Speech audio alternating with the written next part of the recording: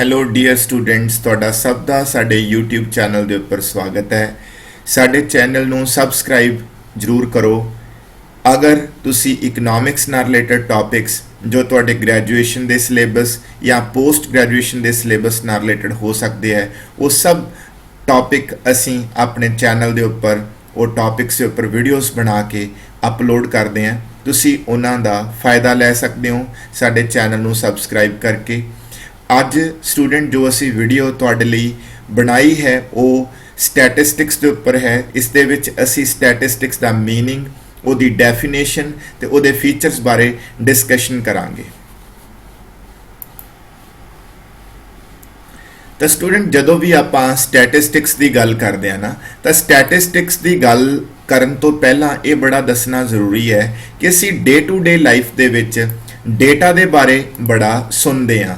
Data ਦਾ ਮਤਲਬ students ਇਹ ਹੈ ਕਿ ਤੁਸੀਂ ਡੇਲੀ ਲਾਈਫ ਦੇ ਵਿੱਚ ਨਿਊਜ਼ਪੇਪਰ ਪੜ੍ਹਦੇ ਹੋ, ਉਹਦੇ ਵਿੱਚ ਤੁਹਾਨੂੰ ਪਤਾ ਚੱਲਦਾ ਹੈ ਕਿ ਹਾਂਜੀ ਅੱਜ ਸਾਡੀ ਕੰਟਰੀ ਦੀ ਜਿਹੜੀ ਪਰ ਕੈਪੀਟਾ ਇਨਕਮ ਹੈ ਉਹ ਇੰਨੀ ਹੋਗੀ, ਸਾਡੀ ਕੰਟਰੀ 'ਚ ਇੰਨੀ ਪਾਵਰਟੀ ਹੈ, ਇੰਨੀ ਇਨਫਲੇਸ਼ਨ ਹੈ। ਉਹ ਸਭ ਚੀਜ਼ਾਂ ਫੋਰ ਐਗਜ਼ਾਮਪਲ ਜਿਵੇਂ ਮੈਂ ਤੁਹਾਨੂੰ ਕੁਝ ਦੱਸਣਾ ਚਾਹੂੰਗਾ ਕਿ ਜਿਵੇਂ ਆਪਾਂ ਨੂੰ ਪਤਾ ਚੱਲਦਾ ਕਿ ਸਾਡੀ ਕੰਟਰੀ ਦੇ ਵਿੱਚ ਅਨਇੰਪਲਾਇਮੈਂਟ ਦਾ, ਠੀਕ ਹੈ ਜੀ, ਇਹ ਪਤਾ ਚੱਲਦਾ ਹੈ ਕਿ ਸਾਡੀ ਕੰਟਰੀ 'ਚ ਕਿੰਨੀ ਪਾਵਰਟੀ ਹੈ, ਕਲੀਅਰ। ਇਹ ਪਤਾ ਚੱਲਦਾ ਹੈ ਕਿ ਸਾਡੀ ਕੰਟਰੀ ਦੇ ਵਿੱਚ ਕਿੰਨੀ ਇੰਡਸਟਰੀਅਲ ਪ੍ਰੋਡਕਸ਼ਨ ਹੋਈ ਹੈ, ਵਗੈਰਾ ਵਗੈਰਾ। ਇਸ ਤਰ੍ਹਾਂ ਦੀਆਂ ਬਹੁਤ ਸਾਰੀਆਂ ਚੀਜ਼ਾਂ ਸਾਨੂੰ ਪਤਾ ਚੱਲਦੀਆਂ ਨੇ। ਤਾਂ ਇਹ ਸਭ ਚੀਜ਼ਾਂ ਦੇ ਬਾਰੇ ਜਿਹੜੀ ਇਨਫੋਰਮੇਸ਼ਨ ਹੈ ਸਟੂਡੈਂਟਸ, ਉਹ ਡੇਟਾ ਤੋਂ ਮਿਲਦੀ ਹੈ ਸਾਨੂੰ। ਤਾਂ ਅਸੀਂ ਡੇਟਾ ਕਲੈਕਟ ਕਰਦੇ ਹਾਂ। ਜਿਹੜਾ ਇਹ ਡੇਟਾ ਹੈਗਾ, ਇਹੀ ਡੇਟਾ ਸਾਨੂੰ ਇਨਫੋਰਮੇਸ਼ਨ ਪ੍ਰੋਵਾਈਡ ਕਰਦਾ ਹੈ। ਔਰ ਜਿਵੇਂ ਤੁਹਾਨੂੰ ਅਸੀਂ ਇਹ 4 ਪੁਆਇੰਟਸ ਤੋਂ ਇਹ ਦੱਸਣ ਦੀ ਕੋਸ਼ਿਸ਼ ਕਰਾਂਗੇ ਕਿ ਡੇਟਾ ਅਸੀਂ ਕਿਉਂ ਕਲੈਕਟ ਕਰਦੇ ਹਾਂ। ਬਸ ਇਸ ਦਾ ਅਸੀਂ ਜ਼ਿਕਰ ਇਸ ਕਰਕੇ ਕਰ ਰਹੇ ਹਾਂ ਕਿਉਂਕਿ ਸਟੈਟਿਸਟਿਕਸ ਦਾ ਸਭ ਤੋਂ ਇੰਪੋਰਟੈਂਟ ਤੇ ਬੇਸਿਕ ਫੰਕਸ਼ਨ ਜਿਹੜਾ ਹੈ ਉਹ ਡੇਟਾ ਕਲੈਕਸ਼ਨ ਹੈ। ਕਿਉਂਕਿ ਜਿੰਨੀ ਦੇਰ ਤੱਕ ਅਸੀਂ ਡੇਟਾ ਨਹੀਂ ਕਲੈਕਟ ਕਰਾਂਗੇ, ਸਾਨੂੰ ਇਹ ਨਹੀਂ ਪਤਾ ਚੱਲਦਾ ਕਿ ਗਰਾਊਂਡ ਰਿਐਲਿਟੀ ਕਿਆ ਹੈ। ਅਗਰ ਅਸੀਂ ਚਾਹੁੰਦੇ ਹਾਂ ਕਿ ਸਾਨੂੰ ਸਾਡੀ ਕੰਟਰੀ ਦੇ ਬਾਰੇ, ਕੰਟਰੀ ਦੀਆਂ ਜਿਹੜੀਆਂ ਪ੍ਰੋਬਲਮਸ ਨੇ ਜੋ ਪਬਲਿਕ ਫੇਸ ਕਰਦੀ ਹੈ ਉਹਨਾਂ ਬਾਰੇ ਪਤਾ ਚੱਲੇ, ਤਾਂ ਸਾਨੂੰ ਡੇਟਾ ਕਲੈਕਟ ਕਰਨਾ ਪਏਗਾ। ਸਾਨੂੰ ਇੰਟਰਵਿਊਜ਼ ਕੰਡਕਟ ਕਰਨੀਆਂ ਪੈਣਗੀਆਂ, ਸਾਨੂੰ ਸਰਵੇਸ ਕੰਡਕਟ ਕਰਨੇ ਪੈਣਗੇ, ਜਿਸ ਤੋਂ ਸਾਨੂੰ ਜਿਹੜੀ ਗਰਾਊਂਡ ਰਿਐਲਿਟੀ ਹੈ ਉਸ ਦੇ ਬਾਰੇ ਪਤਾ ਚੱਲੇਗਾ, ਇਕਨੋਮੀ ਦੇ ਫੈਕਟਸ ਬਾਰੇ ਪਤਾ ਚੱਲੇਗਾ ਔਰ ਦੇਸ਼ ਦੀ ਐਕਚੁਅਲ ਪੋਜੀਸ਼ਨ ਬਾਰੇ ਪਤਾ ਚੱਲੇਗਾ। ਜਦੋਂ ਸਟੂਡੈਂਟ ਸਾਨੂੰ ਇਹ ਸਾਰੀਆਂ ਰਿਐਲਿਟੀਜ਼ ਦੇ ਬਾਰੇ ਪਤਾ ਚੱਲਦਾ ਹੈ, ਜਿਸ ਰਿਐਲਿਟੀ ਦੇ ਵਿੱਚ ਤੁਹਾਨੂੰ ਮੋਸਟ ਇੰਪੋਰਟੈਂਟਲੀ ਅਨਇੰਪਲਾਇਮੈਂਟ ਦੇ ਬਾਰੇ ਪਤਾ ਚੱਲੂਗਾ, ਪਾਵਰਟੀ ਬਾਰੇ ਪਤਾ ਚੱਲੂਗਾ, ਇਹ ਪਤਾ ਚੱਲੂਗਾ ਕਿ ਤੁਹਾਡਾ ਦੇਸ਼ ਇੰਡਸਟਰੀ ਦੀ, ਐਗਰੀਕਲਚਰ ਦੀ ਕਿੰਨੀ ਪ੍ਰੋਡਕਸ਼ਨ ਕਰ ਰਿਹਾ ਹੈ, ਕਿਹੜੀ ਵੀਟ ਦੀ ਕਿੰਨੀ ਪ੍ਰੋਡਕਸ਼ਨ ਹੋ ਰਹੀ ਹੈ, ਪਲਸਸ ਦੀ ਕਿੰਨੀ ਪ੍ਰੋਡਕਸ਼ਨ ਹੋ ਰਹੀ ਹੈ, ਰਾਈਸ ਦੀ ਕਿੰਨੀ ਪ੍ਰੋਡਕਸ਼ਨ ਹੋ ਰਹੀ ਹੈ। ਇਹ ਸਭ ਚੀਜ਼ਾਂ ਦੇ ਬਾਰੇ ਤੁਹਾਨੂੰ ਤਾਂ ਹੀ ਪਤਾ ਚੱਲਦਾ ਹੈ ਜੇਕਰ ਅਸੀਂ ਡੇਟਾ ਕਲੈਕਟ ਕਰਦੇ ਹਾਂ। ਤਾਂ ਜਿਵੇਂ ਕਿ ਸਟੂਡੈਂਟਸ ਕੁਝ ਡੇਟਾ ਨੂੰ ਕਲੈਕਟ ਕਰਨਾ ਇਸ ਕਰਕੇ ਜ਼ਰੂਰੀ ਹੁੰਦਾ ਕਿਉਂਕਿ ਉਹਨਾਂ ਨੂੰ ਅਗਰ ਅਸੀਂ ਕਲੈਕਟ ਨਹੀਂ ਕਰਾਂਗੇ ਤਾਂ ਸਾਨੂੰ ਪਤਾ ਹੀ ਨਹੀਂ ਚੱਲੇਗਾ ਕਿ ਪ੍ਰੋਬਲਮ ਕਿਆ ਹੈ ਔਰ ਉਸ ਪ੍ਰੋਬਲਮ ਦਾ ਸੋਲੂਸ਼ਨ ਤਾਂ ਬਹੁਤ ਦੂਰ ਦੀ ਗੱਲ ਹੈ। ਜੇ ਸਾਨੂੰ ਪ੍ਰੋਬਲਮ ਹੀ ਨਹੀਂ ਪਤਾ ਚੱਲੇਗੀ ਤਾਂ ਸੋਲੂਸ਼ਨ ਕਿੱਥੋਂ ਆਏਗਾ। ਤਾਂ ਉਹ ਪ੍ਰੋਬਲਮ ਕਿਆ ਹੈ, ਉਸ ਪ੍ਰੋਬਲਮ ਦਾ ਸਾਈਜ਼ ਕੀ ਹੈ, ਸਾਈਜ਼ ਮਤਲਬ ਕਿ ਉਹ ਪ੍ਰੋਬਲਮ ਬਹੁਤ ਜ਼ਿਆਦਾ ਸੀਰੀਅਸ ਹੈ ਜਾਂ ਬਹੁਤ ਨਾਰਮਲ ਹੈ, ਤਾਂ ਉਹ ਸਭ ਚੀਜ਼ਾਂ ਸਾਨੂੰ ਡੇਟਾ ਕਲੈਕਸ਼ਨ ਤੋਂ ਪਤਾ ਚੱਲਦੀਆਂ ਨੇ। ਤਾਂ ਇਸ ਦੇ ਵਿੱਚ ਸਟੂਡੈਂਟਸ ਇੱਕ ਹਲਕੀ ਜੀ ਡਿਸਕਸ਼ਨ ਕਰਨਾ ਚਾਹੂੰਗਾ ਕਿ ਤੁਸੀਂ ਸਾਰੇ ਬੱਚਿਆਂ ਨੇ ਇਸ ਚੀਜ਼ ਦਾ ਨਾਮ ਸੁਣਿਆ ਹੋਊਗਾ, ਸੈਂਸਸ। ਤਾਂ ਸੈਂਸਸ ਸਟੂਡੈਂਟਸ ਕਿਆ ਚੀਜ਼ ਹੁੰਦੀ ਆ? ਸੈਂਸਸ ਦੇ ਵਿੱਚ ਕਿਆ ਹੁੰਦਾ ਕਿ ਜਿਵੇਂ ਆਪਣਾ ਇੰਡੀਆ ਹੈ, ਤਾਂ ਇੰਡੀਆ ਸੈਂਸਸ ਦੇ ਥਰੂ ਪੂਰੇ ਇੰਡੀਆ ਦੇ ਵਿੱਚ, ਠੀਕ ਹੈ, ਉਹਨਾਂ ਨੇ ਇੱਕ ਕੁਐਸਚਨਸ ਬਣਾਏ ਹੁੰਦੇ ਨੇ ਜਿਹਨੂੰ ਆਪਾਂ ਸ਼ਡਿਊਲ ਕਹਿੰਦੇ ਆ। ਉਸ ਸ਼ਡਿਊਲ ਦੇ ਵਿੱਚ ਬਹੁਤ ਸਾਰੇ ਕੁਐਸਚਨਸ ਹੁੰਦੇ ਆ। ਉਹ ਸਾਰੇ ਕੁਐਸਚਨਸ ਦੇ ਉੱਪਰ ਇਨਫੋਰਮੇਸ਼ਨ ਕਲੈਕਟ ਕੀਤੀ ਜਾਂਦੀ ਆ ਆਲ ਓਵਰ ਇੰਡੀਆ ਤੋਂ, ਤਾਂ ਜੋ ਸਾਨੂੰ ਇਹ ਪਤਾ ਚੱਲ ਸਕੇ ਕਿ ਇੰਡੀਆ ਦੇ ਵਿੱਚ ਕਿੰਨੇ ਲੋਕਾਂ ਕੋਲੇ ਪੀਣ ਦੇ ਲਈ ਪਾਣੀ ਦੀ ਅਵੇਲੇਬਿਲਿਟੀ ਹੈ, ਕਿੰਨੇ ਲੋਕਾਂ ਕੋਲੇ, ਕਿੰਨੇ ਘਰਾਂ ਕੋਲੇ ਇਲੈਕਟ੍ਰਿਸਿਟੀ ਦੀ ਸਪਲਾਈ ਹੈ, ਕਿੰਨੇ ਕੋਲੇ ਨਹੀਂ ਹੈ, ਠੀਕ, ਕਿੰਨੇ ਘਰਾਂ ਦੇ ਇੰਟਰਨੈਟ ਕਨੈਕਸ਼ਨ ਲੱਗੇ ਹੈ, ਕਿੰਨਿਆਂ ਦੇ ਨਹੀਂ ਲੱਗੇ, ਹੋਰ ਬਹੁਤ ਸਾਰੀ ਇਨਫੋਰਮੇਸ਼ਨ, ਜਿਹਦੇ ਵਿੱਚ ਸਭ ਤੋਂ ਇੰਪੋਰਟੈਂਟ ਇਨਫੋਰਮੇਸ਼ਨ ਕਿ ਸਾਡੇ ਦੇਸ਼ ਦੀ ਪਾਪੂਲੇਸ਼ਨ ਕਿੰਨੀ ਹੈ, ਉਸ ਪਾਪੂਲੇਸ਼ਨ ਦੇ ਵਿੱਚੋਂ ਕਿੰਨੇ ਲੋਕ ਲਿਟਰੇਟ ਨੇ, ਕਿੰਨੇ ਇਲਿਟਰੇਟ ਨੇ, ਠੀਕ, ਉਸ ਪਾਪੂਲੇਸ਼ਨ ਦੇ ਵਿੱਚ ਕਿੰਨੇ ਪਰਸੈਂਟ ਯਾਨੀ ਕਿ 0 to 6 year the age group ਦੇ ਕਿੰਨੇ ਬੱਚੇ ਨੇ, ओल्ड एज पॉपुलेशन कितनी है, ठीक, ਡੈਨਸਿਟੀ ਆਫ ਪੋਪੂਲੇਸ਼ਨ ਕਿੰਨੀ ਹੈ, ਇਹ ਸਭ ਚੀਜ਼ਾਂ ਦੀ ਇਨਫੋਰਮੇਸ਼ਨ ਸਾਨੂੰ ਮਿਲਦੀ ਹੈ। ਠੀਕ ਹੈ ਜੀ। ਤਾਂ ਸਟੂਡੈਂਟਸ ਜਿਹੜਾ ਇਹ ਸੈਂਸਸ ਹੈ ਇਹ ਇੰਡੀਆ ਹਰ 10 ਸਾਲ ਬਾਅਦ ਕੰਡਕਟ ਕਰਦਾ ਹੈ ਔਰ ਹਰ 10 ਸਾਲ ਬਾਅਦ ਇਹ ਇਸ ਦੇ ਉੱਪਰ ਬਹੁਤ ਹਜ਼ਾਰਾਂ ਕਰੋੜ ਰੁਪਇਆ ਖਰਚ ਕਰਕੇ ਡੇਟਾ ਕਲੈਕਟ ਕੀਤਾ ਜਾਂਦਾ ਹੈ, ਸਿਰਫ ਇਸ ਕਰਕੇ ਕਿ ਸਾਨੂੰ ਸਾਡੇ ਨੇਸ਼ਨ ਦਾ ਪਤਾ ਚੱਲੇ ਕਿ ਲੋਕਾਂ ਦੀਆਂ ਕੀ ਪ੍ਰੋਬਲਮਸ ਨੇ, ਉਹਨਾਂ ਦੀਆਂ ਬੇਸਿਕ ਪ੍ਰੋਬਲਮਸ ਕਿਆ ਨੇ, ਕਿ ਉਹਨਾਂ ਨੂੰ ਜੋ मतलब रोटी कपड़ा मकान ਦੀਆਂ ਜਿਹੜੀਆਂ ਬੇਸਿਕ ਫੈਸਿਲਿਟੀਜ਼ ਨੇ ਕਿ ਉਹ ਮਿਲ ਪਾ ਰਹੀਆਂ ਨੇ ਜਾਂ ਨਹੀਂ ਮਿਲ ਪਾ ਰਹੀਆਂ। ਜਿਸ ਦੇ ਵਿੱਚ ਸਟੂਡੈਂਟਸ ਜਿਵੇਂ ਅਸੀਂ ਪਾਪੂਲੇਸ਼ਨ ਦੀ ਕਾਊਂਟਿੰਗ ਕਰਦੇ ਹਾਂ ਉਹਦੇ ਵਿੱਚ ਅਸੀਂ ਇੱਕ ਚੀਜ਼ ਹੋਰ ਦੇਖਦੇ ਹਾਂ ਕਿ ਸਾਡੀ ਕੰਟਰੀ 'ਚ ਕਿੰਨੀ % ਪਾਪੂਲੇਸ਼ਨ ਜਾਂ ਕਿੰਨੇ ਲੋਕ ਨੇ ਜਿਹੜੇ ਹੋਮਲੈਸ ਨੇ, ਜਿਨ੍ਹਾਂ ਕੋਲ ਘਰ ਨਹੀਂ ਹੈ, ਜਿਹੜੇ ਬੇਘਰੇ ਲੋਕ ਨੇ। ਤਾਂ ਇਹ ਡੇਟਾ ਤੋਂ ਹੀ ਪਤਾ ਚੱਲਦਾ ਹੈ ਸਟੂਡੈਂਟਸ। ਤੇ ਉਹ ਸਾਡੀ ਇਹ ਸਭ ਤੋਂ ਵੱਡੀ ਡੇਟਾ ਕਲੈਕਸ਼ਨ ਦੀ ਜਿਹੜੀ ਐਕਸਰਸਾਈਜ਼ ਹੈ ਉਹ ਸੈਂਸਸ ਹੈ। ਸਭ ਤੋਂ ਪਹਿਲਾ ਸਟੂਡੈਂਟ ਸੈਂਸਸ ਜਿਹੜਾ ਹੋਇਆ ਸੀ ਉਹ 1881 ਦੇ ਵਿੱਚ ਹੋਇਆ ਸੀ। ਉਸ ਤੋਂ ਬਾਅਦ ਲਗਾਤਾਰ ਇੰਡੀਆ ਸੈਂਸਸ ਕਰਵਾ ਰਿਹਾ ਹੈ ਤੇ ਲਾਸਟ ਸੈਂਸਸ ਸਟੂਡੈਂਟਸ 2011 ਦੇ ਵਿੱਚ ਹੋਇਆ ਸੀਗਾ। 2021 ਦੇ ਵਿੱਚ ਸੈਂਸਸ ਨਹੀਂ ਹੋ ਪਾਇਆ ਕਿਉਂਕਿ ਕਰੋਨਾ ਕਰਕੇ ਉਹ ਹਜੇ ਤੱਕ ਡਿਊ ਹੈ ਤੇ ਅਸੀਂ ਹਰ 10 ਸਾਲ ਇਹ ਐਡੀ ਵੱਡੀ ਐਕਸਰਸਾਈਜ਼ ਕਰਦੇ ਹਾਂ ਤੇ ਡੇਟਾ ਕਲੈਕਟ ਕਰਦੇ ਹਾਂ। ਤਾਂ ਸਟੂਡੈਂਟ ਸਭ ਤੋਂ ਜਿਹੜਾ ਮੈਂ ਪਹਿਲਾਂ ਹੀ ਕਹਿ ਚੁੱਕਿਆ ਕਿ ਇਹ ਡੇਟਾ ਕਲੈਕਸ਼ਨ ਮੈਂ ਤੁਹਾਨੂੰ ਇਸ ਕਰਕੇ ਜ਼ਿਕਰ ਕਰ ਰਿਹਾ ਕਿਉਂਕਿ ਸਟੈਟਿਸਟਿਕਸ ਦਾ ਸੰਬੰਧ ਡੇਟਾ ਕਲੈਕਸ਼ਨ ਦੇ ਨਾਲ ਹੈ। ਸਟੈਟਿਸਟਿਕਸ ਦਾ ਇੱਕ ਬੇਸਿਕ ਫੰਕਸ਼ਨ ਹੈ ਡੇਟਾ ਕਲੈਕਸ਼ਨ। ਤਾਂ ਇਸੇ ਕਰਕੇ ਤੁਹਾਨੂੰ ਇਸ ਡੇਟਾ ਕਲੈਕਸ਼ਨ ਦੀ ਮੈਂ ਇੰਪੋਰਟੈਂਸ ਦੱਸਣ ਦੀ ਕੋਸ਼ਿਸ਼ ਕਰ ਰਿਹਾ। ਤਾਂ ਜਦੋਂ ਸਟੂਡੈਂਟ ਤੁਹਾਨੂੰ ਇਹ ਪਤਾ ਚੱਲਦਾ ਹੈ ਕਿ ਤੁਹਾਡੇ ਦੇਸ਼ 'ਚ ਕੀ ਪ੍ਰੋਬਲਮਸ ਨੇ, ਕਿੰਨੇ ਲੋਕਾਂ ਕੋਲੇ ਕਿੰਨੇ ਘਰਾਂ ਕੋਲੇ ਬਿਜਲੀ ਪਹੁੰਚੀ ਹੈ, ਕਿੰਨਿਆਂ ਕੋਲੇ ਨਹੀਂ, ਕਿੰਨਿਆਂ ਕੋਲੇ ਪਾਣੀ ਸਾਫ਼ ਪਾਣੀ ਪੀਣ ਦੀ ਪ੍ਰਬੰਧ ਹੈ ਜਾਂ ਨਹੀਂ ਹੈ, ਜਦੋਂ ਤੁਹਾਨੂੰ ਡੇਟੇ ਦੇ ਥਰੂ ਇਹ ਗਰਾਊਂਡ ਰਿਐਲਿਟੀਜ਼ ਦਾ ਪਤਾ ਚੱਲਦਾ ਨਾ ਫੈਕਟਸ ਦਾ ਪਤਾ ਚੱਲਦਾ ਹੈ ਤਾਂ ਗਵਰਨਮੈਂਟ ਇਹਨਾਂ ਫੈਕਟਸ ਨੂੰ ਦੇਖਦੇ ਹੋਏ ਹੀ ਫਿਰ ਆਪਣੀਆਂ ਪਾਲਿਸੀਜ਼ ਬਣਾਉਂਦੀ ਆ। यानी कि पॉलिसी ता ही बनेगी जे सानू पता लगेगा हकीकत क्या है, ग्राउंड रियलिटी क्या है, फिर ही सरकार उस हिसाब नाल पॉलिसी बनाउंदी है। फॉर एग्जाम्पल जिवें मैं तुहानू दस्सण दी कोशिश करदा कि इंडिया दे विच लिटरेसी रेट काफ़ी घट सी तो उस लिटरेसी रेट नू कवर अप करन दे लई, ठीक है, भी लिटरेसी रेट इंप्रूव होए ਤਾਂ ਉਹਦੇ ਲਈ ਇੰਡੀਆ ਦੇ ਵਿੱਚ ਸਰਵ ਸਿੱਖਿਆ ਅਭਿਆਨ ਜਿਹਨੂੰ ਆਪਾਂ SSA ਵੀ ਕਹਿੰਦੇ ਆ, ਇਸ ਤਰ੍ਹਾਂ ਦੇ ਪ੍ਰੋਗਰਾਮ ਚਲਾਏ ਗਏ। ਹੁਣ ਅਗਰ ਸਾਨੂੰ ਅਸੀਂ ਡੇਟਾ ਹੀ ਨਾ ਕਲੈਕਟ ਕਰਦੇ, ਸਾਨੂੰ ਕਿਆ ਪਤਾ ਚੱਲਣਾ ਸੀ ਕਿ ਸਾਡੀ ਕੰਟਰੀ ਦੇ ਵਿੱਚ ਕਿੰਨੀ ਪਾਪੂਲੇਸ਼ਨ ਲਿਟਰੇਟ ਹੈ ਤੇ ਕਿੰਨੀ ਇਲਿਟਰੇਟ ਹੈ। ਜੇਕਰ ਇਹ ਜਾਣਕਾਰੀ ਸਰਕਾਰ ਨੂੰ ਨਹੀਂ ਪਹੁੰਚੇਗੀ ਤਾਂ ਆਬਵੀਅਸ ਹੈ ਕੋਈ ਪਾਲਿਸੀ ਵੀ ਨਹੀਂ ਬਣੇਗੀ। ਤਾਂ ਪਾਲਿਸੀ ਤਾਂ ਹੀ ਬਣਦੀ ਹੈ ਜੇ ਹਕੀਕਤ ਜੇ ਡੇਟਾ ਜਿਹੜੀ ਗਰਾਊਂਡ ਰਿਐਲਿਟੀ ਹੈ ਉਹ ਸਰਕਾਰ ਤੱਕ ਪਹੁੰਚਾਉਂਦਾ ਹੈ। ਫਿਰ ਸਰਕਾਰ ਨੂੰ ਪਤਾ ਚੱਲਦਾ ਹੈ, ਗਵਰਨਮੈਂਟਸ ਨੂੰ ਪਤਾ ਚੱਲਦਾ ਕਿ ਕੀ ਪ੍ਰੋਬਲਮਸ ਹੈਗੀਆਂ ਨੇ। ਫਿਰ ਪਾਲਿਸੀ ਮੇਕਰਸ ਉਸ ਨੂੰ ਧਿਆਨ 'ਚ ਰੱਖ ਕੇ ਇਸ ਤਰ੍ਹਾਂ ਦੀਆਂ ਪਾਲਿਸੀਜ਼ ਬਣਾਉਂਦੇ ਆ ਸੋ ਦੈਟ ਕਿ ਉਹਨਾਂ ਪ੍ਰੋਬਲਮਸ ਨੂੰ ਐਡਰੈਸ ਕੀਤਾ ਜਾ ਸਕੇ, ਉਹਨਾਂ ਪ੍ਰੋਬਲਮਸ ਦੇ ਉੱਪਰ ਕੰਮ ਕੀਤਾ ਜਾ ਸਕੇ।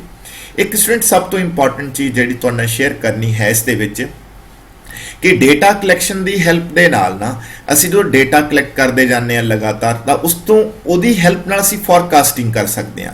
फॉरकास्टिंग का मतलब हुंदा स्टूडेंट तुसी किसी भी वेरीएबल जिसके उपर तुसी डेटा कलैक्ट कर रहे हो, अगर लगातार डेटा कलैक्ट करते जा रहे हो तो तुसी वो जो तुहाडे कोल पास्ट ते प्रेजेंट डेटा हैगा, जो पास्ट एंड प्रेजेंट डेटा हैगा, तुसी ओदे बेसिस ते ठीक है फ्यूचर दे विच उस वेरीएबल की की वैल्यू हो सकती है उन्होंने गैस कर सकते हो, उन्होंने प्रिडिक्ट कर सकते हो, उन्होंने फॉरकास्ट कर सकते हो।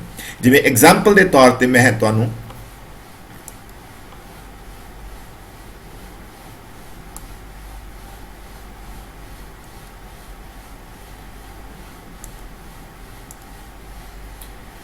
जिवें स्टूडेंट तुसी ये एक देख रहे हो, ग्राफ देख रहे हो, ये इंडिया की पापूलेशन का ग्राफ है। ठीक, तो इस पापूलेशन के ग्राफ च मैं स्टूडेंट्स 1891 तो स्टार्ट किया है और 1891 दे विच साडी जिहड़ी पापूलेशन सी 23.87 करोड़ सी। उस तो बाद तुसी अगर नोटिस करो 1921 तक साडी पापूलेशन जिहड़ी आ वो स्टैगनेंट आ।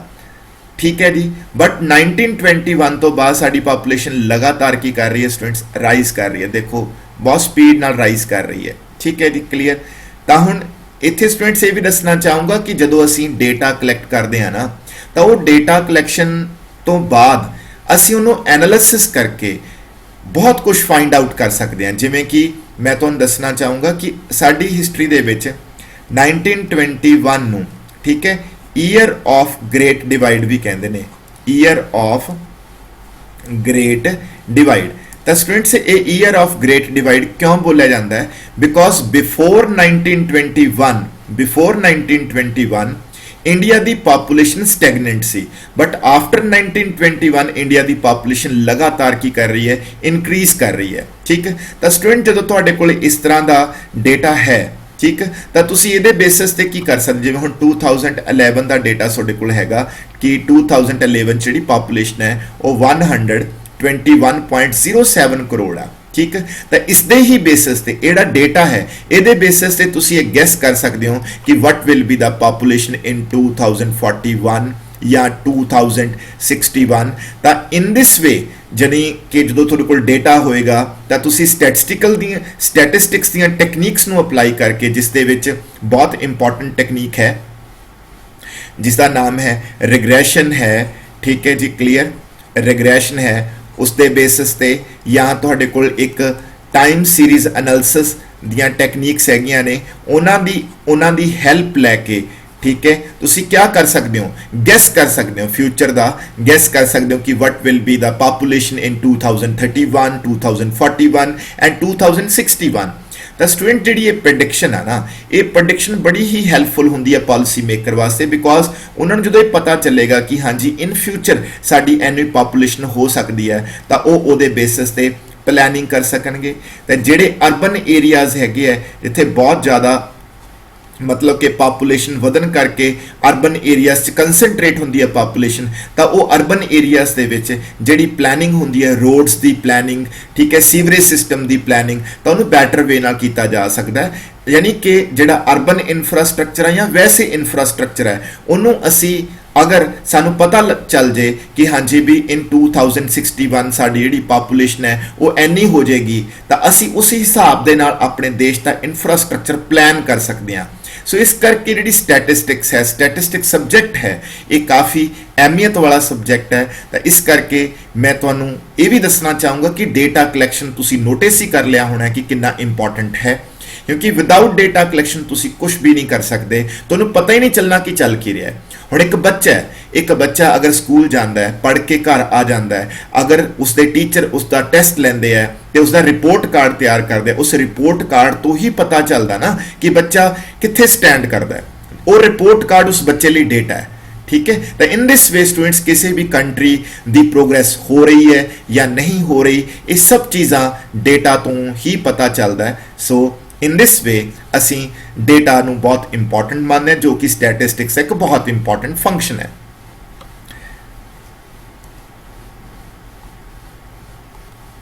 तो स्टूडेंट्स यही चीज़ असी दस के उस तो बाद अगे मूव करांगे, यानी कि मैं तुहानू ये दस्सण की कोशिश की कि डेटा कलैक्शन इस करके इंपॉर्टेंट है क्योंकि इस दे नाल सानू ग्राउंड रियलिटी का पता चलूगा, फैक्ट्स का पता चलूगा, देश की एक्चुअल पोजीशन का पता चलेगा, जिसकी हेल्प नाल फिर असी पॉलिसीज बना सकते हैं, फॉरकास्टिंग कर सकते हैं, जिस नाल फिर फर्दर जिहड़ी प्लैनिंग करनी आसान हो जाती है।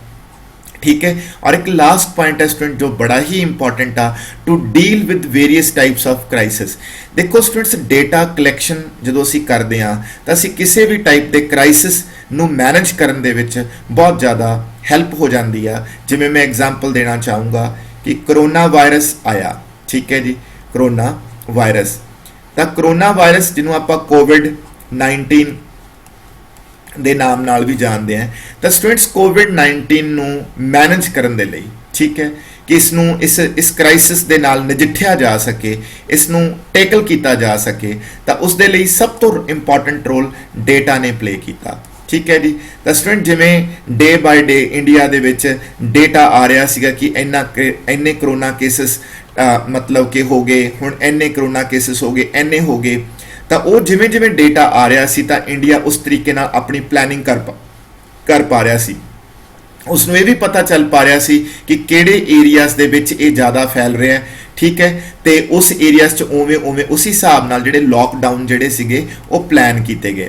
ਤਾਂ ਸਟੂਡੈਂਟ ਜਿਹੜਾ ਲੋਕਡਾਊਨ ਸੀਗਾ ਉਸ ਦੇ ਵਿੱਚ ਉਹਦੀ ਜਿਹੜੀ ਪਲੈਨਿੰਗ ਸੀ ਕਿ ਲੋਕਡਾਊਨ ਕਿੰਨਾ ਹੋਏਗਾ, 15 ਡੇਜ਼ ਦਾ ਹੋਏਗਾ, 45 ਡੇਜ਼ ਦਾ ਹੋਏਗਾ, ਕਿਸ ਏਰੀਆ 'ਚ ਹੋਏਗਾ, ਕਿਸ ਏਰੀਆ 'ਚ ਉਹਨੂੰ ਲਿਫਟ ਅਪ ਕਰਨਾ ਹੈ, ਤਾਂ ਉਹ ਸਾਰਾ ਕੁਝ ਡੇਟਾ ਦੀ ਹੈਲਪ ਨਾਲ ਹੀ ਹੋ ਰਿਹਾ ਸੀ। ਸਟੈਟਿਸਟਿਕਸ ਡੇਟਾ ਪਹਿਲਾਂ ਸਭ ਤੋਂ ਪਹਿਲਾਂ ਡੇਟਾ ਆ ਰਿਹਾ ਸੀ, ਫਿਰ ਉਸ ਡੇਟੇ ਦਾ ਐਨਾਲਿਸਿਸ ਹੋ ਰਿਹਾ ਸੀ, ਫਿਰ ਉਸ ਨੂੰ ਐਨਾਲਾਈਜ਼ ਕਰਕੇ ਜਿਹੜੇ ਐਕਸਪਰਟ ਸੀਗੇ ਉਹ ਸਰਕਾਰ ਨੂੰ ਗਾਈਡ ਕਰ ਰਹੇ ਸੀਗੇ, ਮਤਲਬ ਕਿ ਉਸ ਨੂੰ ਜਿਹੜੇ ਮਤਲਬ ਕਿ ਸਰਕਾਰ ਨੂੰ ਦੱਸ ਰਹੇ ਸੀ ਕਿ ਕੀ ਹੋਣਾ ਚਾਹੀਦਾ, ਇਹਨੂੰ ਆਪਾਂ ਕਿਵੇਂ ਬੈਟਰ ਵੇ ਦੇ ਨਾਲ ਟੈਕਲ ਕਰ ਸਕਦੇ ਹਾਂ। ਸੋ ਇਨ ਦਿਸ ਵੇ ਸਟੂਡੈਂਟਸ ਕੋਈ ਜ਼ਰੂਰੀ ਨਹੀਂ ਹੁੰਦਾ ਮੈਂ ਕਰੋਨਾ ਵਾਇਰਸ ਦੀ ਐਗਜ਼ਾਮਪਲ ਲਈ, ਅਸੀਂ ਬਹੁਤ ਸਾਰੇ ਇਕਨੋਮਿਕ ਕ੍ਰਾਈਸਿਸ ਵੀ ਹੈਗੇ ਆ ਜਿਨ੍ਹਾਂ ਨੂੰ ਆਪਾਂ ਅੱਛੇ ਤਰੀਕੇ ਦੇ ਨਾਲ ਮੈਨੇਜ ਕਰ ਸਕਦੇ ਹਾਂ with the help of data. ਕਿਉਂਕਿ ਦੇਖੋ ਇਕਨੋਮਿਕਸ ਸਬਜੈਕਟ ਦੇ ਵਿੱਚ ਆਪਾਂ ਇਹ ਪੜ੍ਹਦੇ ਹਾਂ ਕਿ ਬਹੁਤ ਸਾਰੇ ਅਪਸ ਐਂਡ ਡਾਊਨਸ ਆਉਂਦੇ, ਇਨ ਦਿਸ ਵੇ ਅਪਸ ਐਂਡ ਡਾਊਨਸ ਮੂਵਮੈਂਟਸ ਚੱਲਦੀਆਂ ਨੇ, ਠੀਕ ਹੈ। ਤਾਂ ਹੁਣ ਮੰਨ ਲਓ ਸਪੋਜ਼ ਸਟੂਡੈਂਟਸ ਕਿ ਜਿਵੇਂ ਆਪਾਂ ਜਾਣਦੇ ਹਾਂ ਸਾਰੇ ਇਕਨੋਮਿਕਸ ਪੜ੍ਹੀ ਆ ਤਾਂ 1930 ਚ ਗ੍ਰੇਟ ਡਿਪਰੈਸ਼ਨ ਆਇਆ,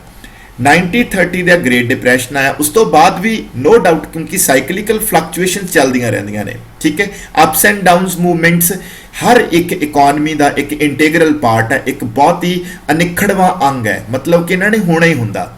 ਤਾਂ ਜਿਵੇਂ ਅਸੀਂ ਪੁਰਾਣੇ ਟਾਈਮ ਦੇ ਵਿੱਚ ਮੰਨ ਲਓ ਸਪੋਜ਼ ਕੋਈ ਡਿਪਰੈਸ਼ਨ ਆਇਆ ਤਾਂ ਸਾਡੇ ਕੋਲ ਜਾਂ ਰਿਸੈਸ਼ਨ ਆਇਆ ਤਾਂ ਉਹਦਾ ਡੇਟਾ ਹੁੰਦਾ, ਤਾਂ ਉਹ ਡੇਟਾ ਨੂੰ ਅਸੀਂ ਐਨਾਲਿਸਿਸ ਕੀਤਾ ਹੁੰਦਾ ਜਿਸ ਨੂੰ ਅਸੀਂ ਫਿਊਚਰ ਦੇ ਵਿੱਚ, ਠੀਕ ਹੈ, ਉਹਦੀ ਹੈਲਪ ਲੈ ਸਕਦੇ ਹਾਂ ਕਿ ਅਲੱਗ-ਅਲੱਗ ਟੈਕਨੀਕਸ ਵੀ ਕਿਹੜੀ ਟੈਕਨੀਕ ਜ਼ਿਆਦਾ ਬੈਟਰ ਵਰਕ ਕਰਦੀ ਹੈ, ਕਿਹੜੀ ਨਹੀਂ ਬੈਟਰ ਕਰਦੀ। ਅਸੀਂ ਇਹ ਸਭ ਚੀਜ਼ਾਂ ਨੂੰ ਇਹਨਾਂ ਕ੍ਰਾਈਸਿਸ ਨੂੰ with the help of data ਜ਼ਿਆਦਾ ਬੈਟਰ ਟੈਕਲ ਕਰ ਸਕਦੇ ਹਾਂ ਬਿਕੋਜ਼ ਸਾਡੇ ਕੋਲੇ ਬਹੁਤ ਸਾਰੇ ਐਕਸਪੀਰੀਅੰਸਿਸ ਆ ਜਾਂਦੇ ਆ, ਠੀਕ ਹੈ ਜੀ। ਤਾਂ ਇਸ ਤੋਂ ਨੈਕਸਟ ਸਟੂਡੈਂਟਸ ਆਪਾਂ ਇਹ ਪਹੁੰਚਾਂਗੇ ਕਿ ਬਈ ਸਟੈਟਿਸਟਿਕਸ ਦੀ ਇੰਟਰੋਡਕਸ਼ਨ ਕਰਾਂਗੇ ਕਿ ਸਟੈਟਿਸਟਿਕਸ ਸਬਜੈਕਟ ਕਿੱਥੋਂ ਆਇਆ, ਠੀਕ ਹੈ, ਕਿਵੇਂ ਸਟਾਰਟ ਹੋਇਆ, ਉਹਦੇ ਬਾਰੇ ਇੱਕ ਬਰੀਫ ਡਿਸਕਸ਼ਨ ਕਰਾਂਗੇ, ਉਸ ਤੋਂ ਬਾਅਦ ਉਹਦੇ ਮੀਨਿੰਗ ਤੇ ਪਹੁੰਚਦੇ ਹਾਂ, ਠੀਕ ਹੈ ਜੀ। ਤਾਂ ਸਟੂਡੈਂਟਸ ਇੰਟਰੋਡਕਸ਼ਨ ਦੇ ਵਿੱਚ ਕੋਈ ਜ਼ਿਆਦਾ ਮਤਲਬ ਕਿ ਲੰਬੀ ਚੌੜੀ ਗੱਲਬਾਤ ਨਹੀਂ ਹੈ। ਇੰਟਰੋਡਕਸ਼ਨ ਦੇ ਵਿੱਚ ਇਹ ਦੱਸਣ ਦੀ ਕੋਸ਼ਿਸ਼ ਕਰਾਂਗੇ ਜਿਹੜਾ ਸਟੈਟਿਸਟਿਕਸ ਸਬਜੈਕਟ ਹੈ ਸਟੂਡੈਂਟਸ ਉਹ ਲੈਟਿਨ ਵਰਡ ਸਟੇਟਸ ਤੇ ਇਟਾਲੀਅਨ ਵਰਡ ਸਟੈਟਿਸਟਾ ਤੋਂ ਬਣਿਆ ਹੈ ਜਿਸ ਦਾ ਮਤਲਬ ਹੈ ਪੋਲੀਟੀਕਲ ਸਟੇਟ, ਯਾਨੀ ਕਿ ਬਹੁਤ ਸਾਰੇ ਜਿਹੜੇ ਵਿਦਵਾਨ ਸੀ ਇਸ ਨੂੰ ਪੋਲੀਟੀਕਲ ਅਰਿਥਮੈਟਿਕ ਵੀ ਕਹਿੰਦੇ ਸੀ ਕਿਉਂਕਿ ਪੁਰਾਣੇ ਜ਼ਮਾਨੇ ਦੇ ਵਿੱਚ ਸਟੂਡੈਂਟ ਜਿਹੜਾ ਸਟੈਟਿਸਟਿਕਸ ਸਬਜੈਕਟ ਸੀਗਾ ਉਹਦੇ ਵਿੱਚ ਮੇਨ ਚੀਜ਼ ਡੇਟਾ ਕਲੈਕਸ਼ਨ ਹੀ ਸੀਗੀ, ਔਰ ਜਿਹੜੀ ਉਹ ਡੇਟਾ ਕਲੈਕਸ਼ਨ ਸੀ ਤਾਂ ਉਹ ਡੇਟਾ ਕਲੈਕਸ਼ਨ ਬਹੁਤ ਪੁਰਾਣੇ ਟਾਈਮ ਤੋਂ ਹੁੰਦੀ ਆ ਰਹੀ ਹੈ। ਜਿਵੇਂ ਕਿ ਲਿਖਿਆ ਹੋਇਆ ਕਿ statistics is as old as the human society itself, ਕਿਉਂਕਿ ਜਦੋਂ ਤੋਂ ਹੀ ਹਿਊਮਨ ਸੋਸਾਇਟੀ ਐਗਜ਼ਿਸਟ ਕਰਦੀ ਹੈ ਉਦੋਂ ਤੋਂ ਹੀ ਸਟੈਟਿਸਟਿਕ ਸਬਜੈਕਟ ਐਗਜ਼ਿਸਟ ਕਰਦਾ, ਇਹ ਮੰਨਿਆ ਜਾਂਦਾ ਹੈ ਬਿਕੋਜ਼ ਸਟੈਟਿਸਟਿਕ ਸਬਜੈਕਟ ਦਾ ਇੱਕ ਬਹੁਤ important basic function data collection ਹੈ। ਤਾਂ ਡੇਟਾ ਕਲੈਕਸ਼ਨ ਬਹੁਤ ਪੁਰਾਣੇ ਟਾਈਮ ਤੋਂ ਹੁੰਦਾ ਆ ਰਿਹਾ ਹੈ, ਜਿਵੇਂ ਕਿ ਪੁਰਾਣੇ ਰਾਜੇ ਮਹਾਰਾਜੇ ਜਿਹੜੇ ਹੁੰਦੇ ਸੀਗੇ ਉਹ ਲੈਂਡ ਰਿਕਾਰਡ ਰੱਖਦੇ ਹੁੰਦੇ ਸੀਗੇ, ਠੀਕ ਹੈ, ਪਾਪੂਲੇਸ਼ਨ ਦਾ ਰਿਕਾਰਡ ਰੱਖਦੇ ਹੁੰਦੇ ਸੀ ਔਰ ਬਰਥ ਰੇਟ ਤੇ ਡੈਥ ਰੇਟ ਦਾ ਰਿਕਾਰਡ ਵੀ ਰੱਖਦੇ ਸੀ। ਤਾਂ ਯਾਨੀ ਕਿ ਇਹ ਰਿਕਾਰਡ ਕਾਫੀ ਪੁਰਾਣੇ ਜਿਹੜੇ ਮਤਲਬ ਕਿ ਲਿਖੀਆਂ ਗਈਆਂ ਨੇ, ਬੁੱਕਸ ਲਿਖੀਆਂ ਗਈਆਂ ਨੇ, ਉਹਨਾਂ ਦੇ ਵਿੱਚ ਇਹਨਾਂ ਦਾ ਇੱਕ ਐਵੀਡੈਂਸ ਮਿਲਦਾ ਕਿ ਬਈ ਜਿਹੜਾ ਇਹ ਇਸ ਤਰ੍ਹਾਂ ਦੇ ਡੇਟਾ ਕਲੈਕਸ਼ਨ ਹੁੰਦੇ ਸੀ ਇਹ ਬਹੁਤ ਪੁਰਾਣੇ ਸਮੇਂ ਤੋਂ ਹੁੰਦੇ ਆ ਰਹੇ ਆ, ਠੀਕ ਹੈ। ਤਾਂ ਇਹ ਸਟੂਡੈਂਟਸ ਜਿਹੜਾ ਪਾਪੂਲੇਸ਼ਨ ਦੀ ਕਾਊਂਟਿੰਗ ਹੈ ਨਾ ਇਹ ਤਾਂ ਬਹੁਤ ਹੀ ਪੁਰਾਣਾ ਹੈ, ਇਸ ਕਰਕੇ ਅਸੀਂ ਇਹ ਕਹਿ ਸਕਦੇ ਹਾਂ ਕਿ ਜਿਹੜਾ ਸਟੈਟਿਸਟਿਕ ਸਬਜੈਕਟ ਹੈ ਉਹ ਮਤਲਬ ਕਿ ਬਹੁਤ ਹੀ ਪੁਰਾਣਾ ਇੱਕ ਬਹੁਤ ਹੀ 올ਡ ਸਬਜੈਕਟ ਹੈ। ਤੇ ਨੋ ਡਾਊਟ ਅੱਜ ਮਾਡਰਨ ਜਿਹੜੀ ਸਟੈਟਿਸਟਿਕਸ ਹੈ ਉਹ ਨੋ ਡਾਊਟ ਉਹਦੀ ਜਿਹੜੀ ਲਿਮਿਟ ਹੈ ਉਹ ਬਹੁਤ ਹੀ it is not limited only to ਦਾ ਮਤਲਬ ਕਿ collection of data about population, ਹੁਣ ਇਸ ਦੀ ਜਿਹੜੀ ਐਪਲੀਕੇਸ਼ਨ ਉਹ ਯੂਨੀਵਰਸਲ ਹੋ ਚੁੱਕੀ ਹੈ ਸਟੈਟਿਸਟਿਕਸ ਦੀ। ਸਟੈਟਿਸਟਿਕਸ ਸਬਜੈਕਟ ਹਰ ਇੱਕ ਫੀਲਡ ਦੇ ਵਿੱਚ ਯੂਜ਼ ਹੋ ਰਿਹਾ ਹੈ, ਚਾਹੇ ਉਹ ਮੈਡੀਕਲ ਫੀਲਡ ਹੈ, ਚਾਹੇ ਇੰਜੀਨੀਅਰਿੰਗ ਹੈ, ਤੇ ਚਾਹੇ ਉਹ ਕੋਈ ਜਿਓਗ੍ਰਾਫੀ ਹੈ, ਚਾਹੇ ਇਕਨੋਮਿਕਸ ਹੈ, ਕਿਸੇ ਵੀ ਫੀਲਡ ਦੇ ਵਿੱਚ ਤੁਸੀਂ ਦੇਖ ਸਕਦੇ ਹੋ ਕਿ ਤੁਹਾਡਾ ਜਿਹੜਾ ਸਟੈਟਿਸਟਿਕ ਸਬਜੈਕਟ ਹੈ ਉਹ ਯੂਜ਼ ਹੋ ਰਿਹਾ ਹੈ। ਤੁਸੀਂ ਇਹ ਚੀਜ਼ ਆਪਣੇ ਆਪ ਮਤਲਬ ਕਿ ਮਹਿਸੂਸ ਵੀ ਕਰ ਸਕਦੇ ਹੋ।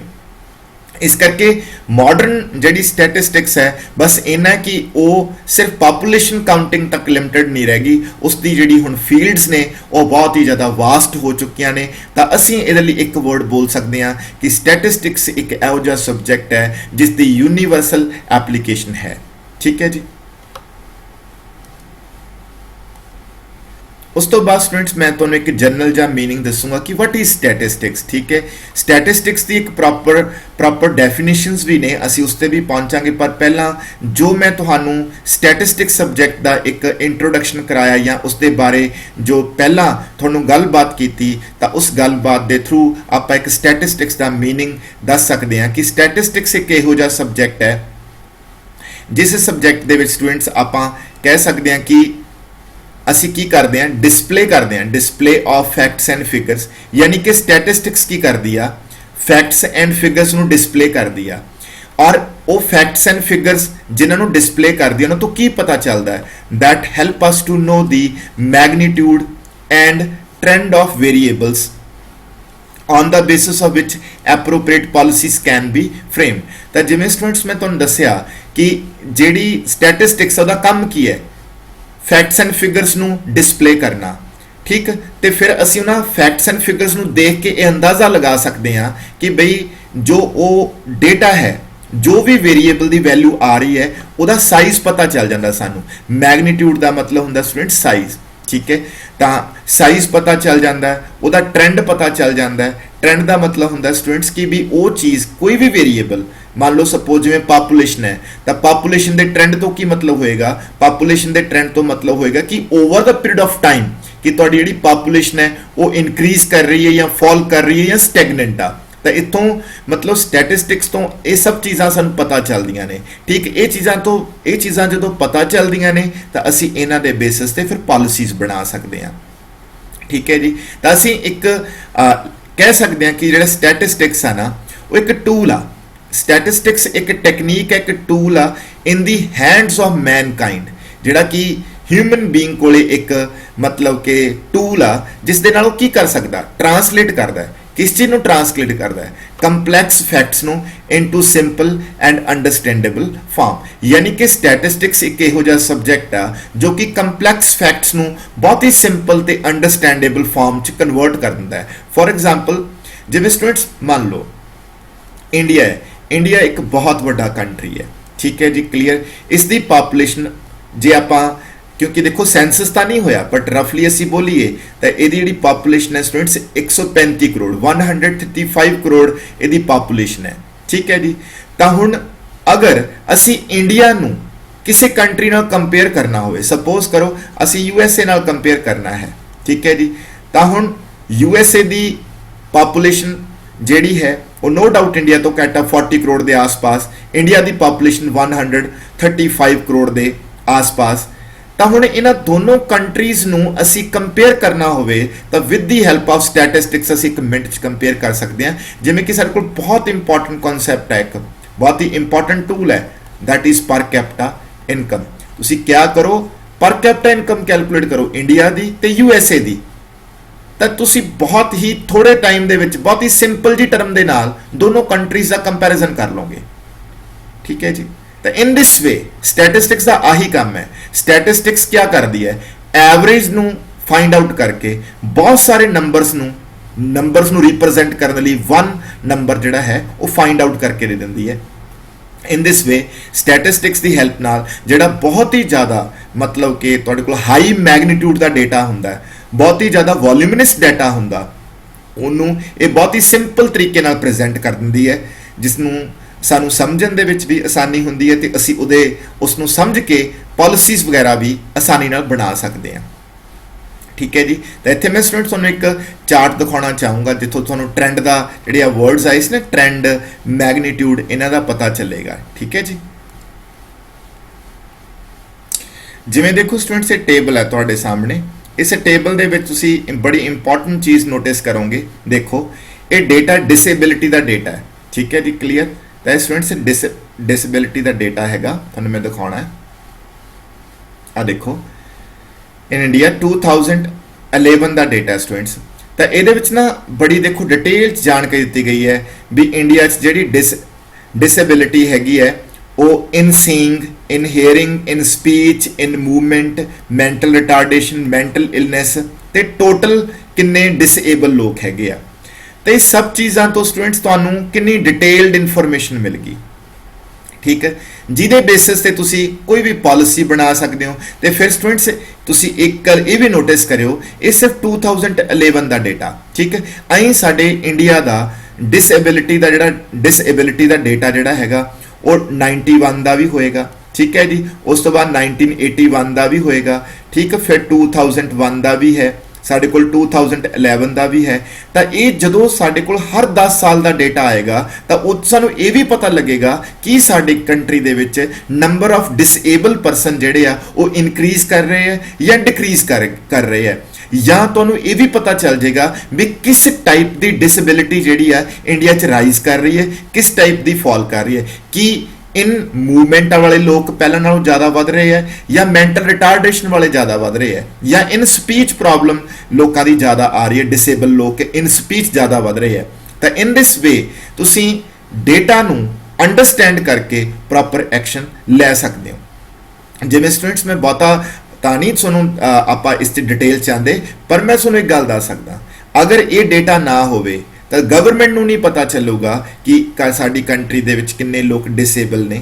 ਫਿਰ ਉਹ ਉਹਨਾਂ ਲਈ ਜਿਹੜੇ ਤੁਹਾਨੂੰ ਸਭ ਨੂੰ ਪਤਾ ਹੀ ਹੈ ਕਿ ਕੁਝ ਮੈਂਟਲ ਹਸਪੀਟਲਸ ਹੁੰਦੇ ਨੇ ਤਾਂ ਉਹਨਾਂ ਨੂੰ ਪਲਾਨ ਨਹੀਂ ਕਰ ਪਾਊਗੀ, ਜਿਵੇਂ ਡੈਫ ਐਂਡ ਡੰਬ ਸਕੂਲਸ ਹੁੰਦੇ ਨੇ, ਠੀਕ ਹੈ ਜੀ।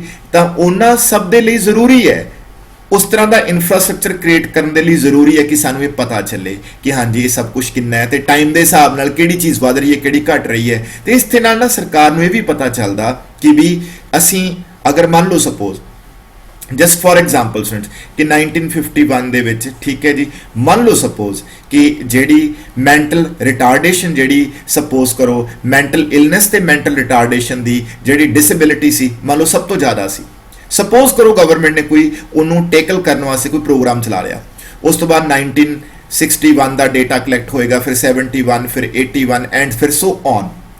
ਅਗਰ ਮੈਂਟਲ ਰਿਟਾਰਡੇਸ਼ਨ ਤੇ ਮੈਂਟਲ ਇਲਨੈਸ ਦੇ ਕੇਸਸ ਘਟਨੇ ਸ਼ੁਰੂ ਹੋ ਗਏ ਤਾਂ ਗਵਰਨਮੈਂਟ ਨੂੰ ਪਤਾ ਚੱਲ ਜਾਏਗਾ ਕਿ ਸਾਡੀ ਪਾਲਿਸੀ ਜਿਹੜੀ ਆ ਉਹ ਅੱਛੀ ਹੈ, ਅੱਛਾ ਕੰਮ ਕਰ ਰਹੀ ਹੈ, ਠੀਕ ਹੈ ਨਾ।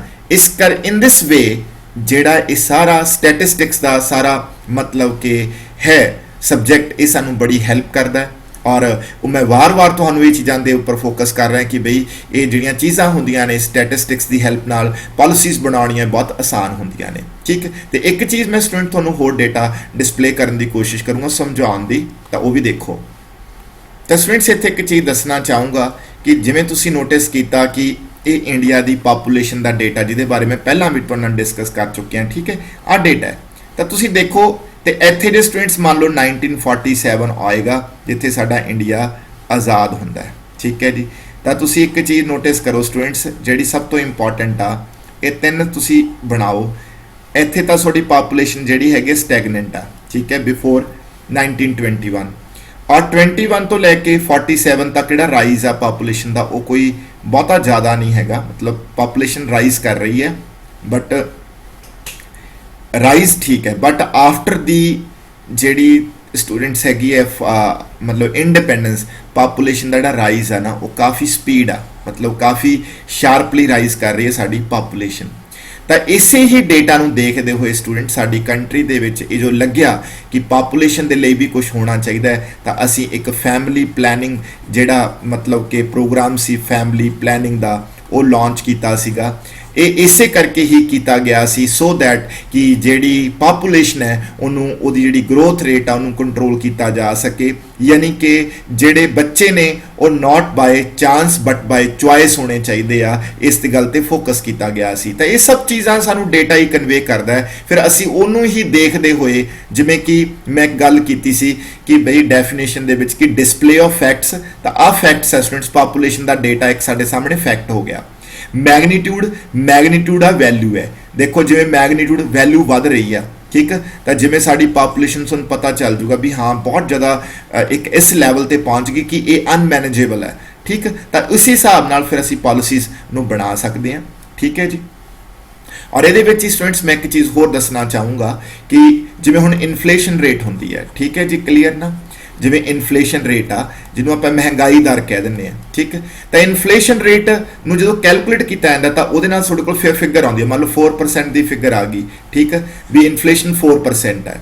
ਅਗਰ ਇਨਫਲੇਸ਼ਨ 4% ਆ ਤਾਂ ਇਸ ਨੂੰ ਫਿਰ ਇੰਟਰਪ੍ਰੈਟ ਕੀਤਾ ਜਾਂਦਾ ਕਿ ਇਹ ਜਿਹੜੀ ਇਨਫਲੇਸ਼ਨ ਹੈ ਡੇਂਜਰਸ ਹੈ ਕਿ ਨਹੀਂ। ਮੰਨ ਲਓ ਸਪੋਜ਼ ਸਾਡੇ ਇਕਨੋਮਿਸਟ ਮੰਨਦੇ ਕਿ ਇਟਸ ਅ ਨਾਰਮਲ, ਤਾਂ ਦੈਨ ਇਹਨੂੰ ਆਪਾਂ ਕੁਝ ਨਹੀਂ ਕਰਾਂਗੇ, ਇਹਦੇ ਉੱਪਰ ਕੋਈ ਖਾਸ ਫੋਕਸ ਨਹੀਂ ਕਰਾਂਗੇ। ਪਰ ਜੇ ਇਹੀ ਇਨਫਲੇਸ਼ਨ ਦਾ ਰਿਜ਼ਲਟ ਆਉਂਦਾ ਕਿ ਹਾਂਜੀ 14%, then it is very dangerous, ਤਾਂ ਇਹਦੇ ਲਈ ਸਾਨੂੰ ਕੁਝ ਕਰਨਾ ਪਏਗਾ, ਇਹਨੂੰ ਕੰਟਰੋਲ ਕਰਨਾ ਪਏਗਾ, ਨਹੀਂ ਤਾਂ ਇਕਨੋਮੀ ਨੂੰ ਬਹੁਤ ਸਾਰੇ ਜਿਹੜੇ ਬੈਡ ਕੌਨਸੀਕੁਐਂਸਸ ਹੈ, ਬੁਰੇ ਨਤੀਜੇ ਦੇਖਣੇ ਪੈਣਗੇ। ਇਨ ਦਿਸ ਵੇ ਸਟੂਡੈਂਟ ਜਿਹੜਾ ਸਟੈਟਿਸਟਿਕਸ ਆ ਉਹ ਤੁਹਾਡੀ ਹੈਲਪ ਕਰਦਾ ਹੈ, ਠੀਕ ਹੈ। ਤਾਂ ਹੁਣ ਆਪਾਂ ਸਟੂਡੈਂਟਸ ਅੱਗੇ ਪ੍ਰੋਗਰੈਸ ਕਰਦੇ ਹਾਂ ਸਟੈਟਿਸਟਿਕਸ ਦੀ ਡੈਫੀਨੇਸ਼ਨ ਦੇ ਉੱਪਰ।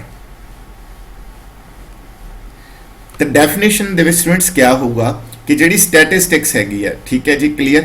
ਤਾਂ ਸਟੈਟਿਸਟਿਕਸ ਨੂੰ ਅਸੀਂ 2 ਪਾਰਟਸ ਦੇ ਵਿੱਚ ਸਟੱਡੀ ਕਰਨਾ ਹੈਗਾ। ਤਾਂ ਉਹ 2 ਪਾਰਟਸ ਸਟੂਡੈਂਟਸ ਕਿਹੜੇ ਕਿਹੜੇ ਨੇ? ਤਾਂ 1 ਇਜ਼ ਜਿਹੜਾ ਹੈ ਸਟੂਡੈਂਟਸ ਉਹ ਹੈ, ठीक है जी, singular, and second one is plural sense. यानी कि स्टैटिस्टिक्स की डेफिनेशन 2 सेंसेस दे विच डिस्कस होएगी, एक सिंगुलर सेंस, ठीक है जी, और एक प्लूरल सेंस दे विच आपां डिस्कस करांगे। तो जिहड़ी सिंगुलर सेंस है स्टूडेंट्स, इस दे विच स्टैटिस्टिक्स नूं असीं डिफाइन करांगे, और डेफिनेशन जिहड़ी है तुहाडे सामने है कि इन सिंगुलर सेंस स्टैटिस्टिक्स क्या है। स्टैटिस्टिक्स एक सब्जेक्ट है जिहड़ा कि डील करेगा। Statistics is a subject, ठीक है, that may be defined as the collection, presentation, analysis and interpretation of numerical data, ठीक है स्टूडेंट्स। यानी कि स्टैटिस्टिक्स एक वो सब्जेक्ट है जिस सब्जेक्ट दे विच असी कलैक्शन ऑफ डेटा बारे, प्रेजेंटेशन ऑफ डेटा बारे, एनालिसिस ऑफ डेटा बारे ते इंटरप्रिटेशन ऑफ डेटा बारे स्टडी करते हैं। ਤਾਂ ਇਸ ਡੈਫੀਨੇਸ਼ਨ ਦੇ ਅਕੋਰਡਿੰਗ ਸਟੂਡੈਂਟ ਤੁਸੀਂ ਇੱਕ ਚੀਜ਼ ਨੋਟਿਸ ਕਰੋਗੇ ਕਿ ਅਸੀਂ ਇਹ 5 ਸਟੇजेस ਨੇ ਜਿਨ੍ਹਾਂ ਦਾ ਜ਼ਿਕਰ ਕਰਾਂਗੇ, ਔਰ ਉਹ ਤੁਹਾਡੇ ਸਾਹਮਣੇ ਆਪਾਂ ਜ਼ਿਕਰ ਕਰ ਰਹੇ ਹਾਂ। ਦੇਖੋ ਵੀ ਸਟੂਡੈਂਟ ਜਿਹੜੀਆਂ ਇਹ 5 ਸਟੇजेस ਨੇ, ਇਹ 5 ਸਟੇजेस ਤੁਹਾਡੀ ਉਹ ਡੈਫੀਨੇਸ਼ਨ ਕਵਰ ਕਰੇਗੀ ਜਿਹੜੀ ਸਟੈਟਿਸਟਿਕਸ ਦੀ ਸਿੰਗੂਲਰ ਸੈਂਸ ਦੇ ਵਿੱਚ ਡੈਫੀਨੇਸ਼ਨ ਹੈ। ਬੇਸਿਕਲੀ ਇਹ 'ਚ ਅਸੀਂ 5 ਸਟੇजेस ਦਾ ਜ਼ਿਕਰ ਕਰਦੇ ਹਾਂ। ਪਹਿਲੀ stage students collection of data, ਠੀਕ ਹੈ। ਕਲੈਕਸ਼ਨ ਆਫ ਡੇਟਾ ਦੇ ਵਿੱਚ ਅਸੀਂ ਤੁਹਾਨੂੰ ਉਹ ਸਾਰੀਆਂ ਟੈਕਨੀਕਸ ਦੇ ਬਾਰੇ ਸਟੱਡੀ ਕਰਾਉਣੇ ਹੈ, ਯਾਨੀ ਕਿ ਸਟੈਟਿਸਟਿਕਸ ਸਬਜੈਕਟ ਉਹ ਸਾਰੀਆਂ ਟੈਕਨੀਕਸ ਦੇ ਬਾਰੇ ਸਟੱਡੀ ਕਰਵਾਏਗਾ ਜਿਨ੍ਹਾਂ ਦੀ ਹੈਲਪ ਨਾਲ ਅਸੀਂ ਡੇਟਾ ਕਲੈਕਟ ਕਰ ਸਕਦੇ ਹਾਂ, ਠੀਕ ਹੈ। ਜਿਵੇਂ ਕਿ ਸੈਂਸਸ ਬਾਰੇ, ਸੈਂਪਲ ਬਾਰੇ, ਪ੍ਰਾਇਮਰੀ ਡੇਟਾ ਬਾਰੇ, ਸੈਕੰਡਰੀ ਡੇਟਾ ਬਾਰੇ, ਉਹ ਸਾਰਾ ਕੁਝ ਅਸੀਂ ਕਲੈਕਸ਼ਨ ਆਫ ਡੇਟਾ 'ਚ ਪੜਾਂਗੇ। ਫਿਰ ਸਟੂਡੈਂਟਸ ਆ ਜਾਂਦਾ ਹੈ ਆਰਗੇਨਾਈਜੇਸ਼ਨ ਆਫ ਡੇਟਾ ਤੇ ਪ੍ਰੈਜੈਂਟੇਸ਼ਨ ਆਫ ਡੇਟਾ, ਠੀਕ ਹੈ। ਇਹਨੂੰ ਅਸੀਂ ਇਕੱਠਾ ਵੀ ਕਰ ਸਕਦੇ ਹਾਂ ਸਟੂਡੈਂਟਸ। ਆਰਗੇਨਾਈਜੇਸ਼ਨ ਆਫ ਡੇਟਾ 'ਚ ਕੀ ਹੁੰਦਾ ਕਿ ਜਿਹੜਾ ਡੇਟਾ ਅਸੀਂ ਕਲੈਕਟ ਕਰਦੇ ਹਾਂ ਉਹ ਰॉ ਫਾਰਮ 'ਚ ਹੁੰਦਾ ਹੈ, ਠੀਕ ਹੈ ਜੀ। ਉਸ ਨੂੰ ਕੀ ਕਰਨਾ ਪੈਂਦਾ? ਆਰਗੇਨਾਈਜ਼ ਕਰਨਾ ਪੈਂਦਾ, ਉਸ ਨੂੰ ਕਲਾਸੀਫਾਈ ਕਰਨਾ ਪੈਂਦਾ। ਤਾਂ ਸਭ ਤੋਂ ਪਹਿਲਾਂ ਅਸੀਂ ਡੇਟਾ ਨੂੰ ਉਸ ਦੀ ਨੀਡ ਦੇ ਹਿਸਾਬ ਦੇ ਨਾਲ, ਯਾਨੀ ਕਿ ਇਨਕੁਆਇਰੀ ਦੇ ਹਿਸਾਬ ਨਾਲ ਉਹਨੂੰ ਕਲਾਸੀਫਾਈ ਕਰਦੇ ਹਾਂ। ਫਿਰ ਕਲਾਸੀਫਾਈ ਕਰਨ ਤੋਂ ਬਾਅਦ ਜਿਹੜਾ ਡੇਟਾ ਹੁੰਦਾ ਸਟੂਡੈਂਟਸ ਉਹਨੂੰ ਅਸੀਂ ਪ੍ਰੈਜ਼ੈਂਟ ਕਰਦੇ ਹਾਂ, ਯਾਨੀ ਕਿ ਟੇਬਲਸ ਦੇ ਥਰੂ, ਗ੍ਰਾਫਸ ਦੇ ਥਰੂ ਜਾਂ ਡਾਇਗਰਾਮਸ ਦੇ ਥਰੂ, ठीक है। तो जी प्रेजेंटेशन ऑफ डेटा है ये स्टूडेंट्स असी जिमें कि टेबल्स का इस्तेमाल करते हैं, ग्राफ के जिमें फ्रिक्वेंसी करव होगी, फ्रिक्वेंसी पॉलीगन हो गया, टाइम सीरीज ग्राफ हो गए, डायग्राम के बार डायग्राम होगी, ठीक है जी, पाई डायग्राम होगी, क्लीयर पिक्टोग्राफ हो गए। इन्हां सब चीज़ों का असी इस्तेमाल करते हैं डेटा की प्रेजेंटेशन वास्ते। डेटा जो स्टूडेंट्स ऑर्गेनाइज ते प्रेजेंट हो जाता है तो डेटा नूं असी नॉर्मली जो न्यूमेरिकल डेटा होंगे उन्होंने जो एनालिसिस करना होंगे ना तो असीं उन्हां सीरीज़ दे विच प्रेजेंट करते हैं, जिहदे विच इंडिविजुअल सीरीज़, ठीक है, डिस्क्रीट सीरीज़, कॉन्टीन्यूस सीरीज़। तो जो डेटा सीरीज़ च प्रेजेंट होंदा तो उस तो बाद असीं उसका एनालिसिस करते हैं। जिहड़ा स्टूडेंट्स एनालिसिस ऑफ डेटा ना, analysis of data they which statistics subject बहुत सारिया wide ranges of techniques offer करता है, यानी कि बहुत सारिया इस तकनीकां हैगियां ने जिन्हां दे नाल असीं डेटा नूं एनालिसिस करते हैं, जिहदे विच बिल्कुल सिंपल परसेंटेज है, रेशियोज़ हैगियां ने, ठीक है। फिर एवरेज है जिहदे विच मीन है, मीडियन है, मोड है, ठीक है, कोरिलेशन है, रिग्रेशन है, इंडेक्स नंबर है। सो बहुत सारिया टैक्नीक्स है स्टूडेंट्स जिहड़ियां कि एनालिसिस ऑफ डेटा लई असीं यूज़ करते हैगे हैं, ठीक है। ਜਦੋਂ ਸਟੂਡੈਂਟਸ ਅਸੀਂ ਡੇਟਾ ਨੂੰ ਐਨਾਲਿਸਿਸ ਕਰ ਲੈਂਦੇ ਆ ਤਾਂ ਜਿਹੜੀ ਫਾਈਨਲ ਸਟੇਜ ਆਉਂਦੀ ਆ that is interpretation of data. ਤਾਂ ਸਟੂਡੈਂਟਸ ਇੰਟਰਪ੍ਰੀਟੇਸ਼ਨ ਆਫ ਡੇਟਾ ਕੀ ਚੀਜ਼ ਹੁੰਦੀ ਹੈ ਉਹ ਮੈਂ ਤੁਹਾਨੂੰ ਕਲੈਰੀਫਾਈ ਕਰਦਾ। ਫੋਰ ਐਗਜ਼ਾਮਪਲ ਅਸੀਂ ਇਨਫਲੇਸ਼ਨ ਤੇ ਸਟੱਡੀ ਕਰ ਰਹੇ ਸੀ, ਠੀਕ ਹੈ ਜੀ। ਅਸੀਂ ਇਨਫਲੇਸ਼ਨ ਦਾ ਡੇਟਾ ਐਨਾਲਿਸਿਸ ਕਰਕੇ ਰਿਜ਼ਲਟ ਕੱਢਤਾ ਕਿ ਜਿਹੜੀ ਇੰਡੀਆ 'ਚ ਇਨਫਲੇਸ਼ਨ ਆ ਉਹ ਮੰਨ ਲਓ ਸਪੋਜ਼ ਹੈ ਜੀ, ਠੀਕ ਹੈ 4%। ਤਾਂ ਜਿਹੜੀ ਹੁਣ ਤੁਹਾਡੀ ਇੰਟਰਪ੍ਰੀਟੇਸ਼ਨ ਹੁੰਦੀ ਹੈ ਨਾ, ਇੰਟਰਪ੍ਰੀਟੇਸ਼ਨ ਇਹ ਦੱਸਣ ਦੀ ਕੋਸ਼ਿਸ਼ ਕਰਦੀ ਹੈ ਕਿ ਬਈ ਜਿਹੜੀ ਇਹ ਵੈਲਿਊ ਆਈ ਹੈ ਐਨਾਲਿਸਿਸ ਆਫ ਡੇਟਾ ਨੇ ਜੋ ਵੈਲਿਊ ਪ੍ਰੈਜ਼ੈਂਟ ਕੀਤੀ ਹੈ ਇਹ ਵੈਲਿਊ ਕੀ ਮਤਲਬ ਰੱਖਦੀ ਹੈ ਕਿ ਇਹ ਦੇਸ਼ ਲਈ ਅੱਛੀ ਹੈ ਜਾਂ ਬੁਰੀ ਹੈ ਜਾਂ ਚੰਗੀ ਹੈ ਜਾਂ ਮਾੜੀ ਹੈ।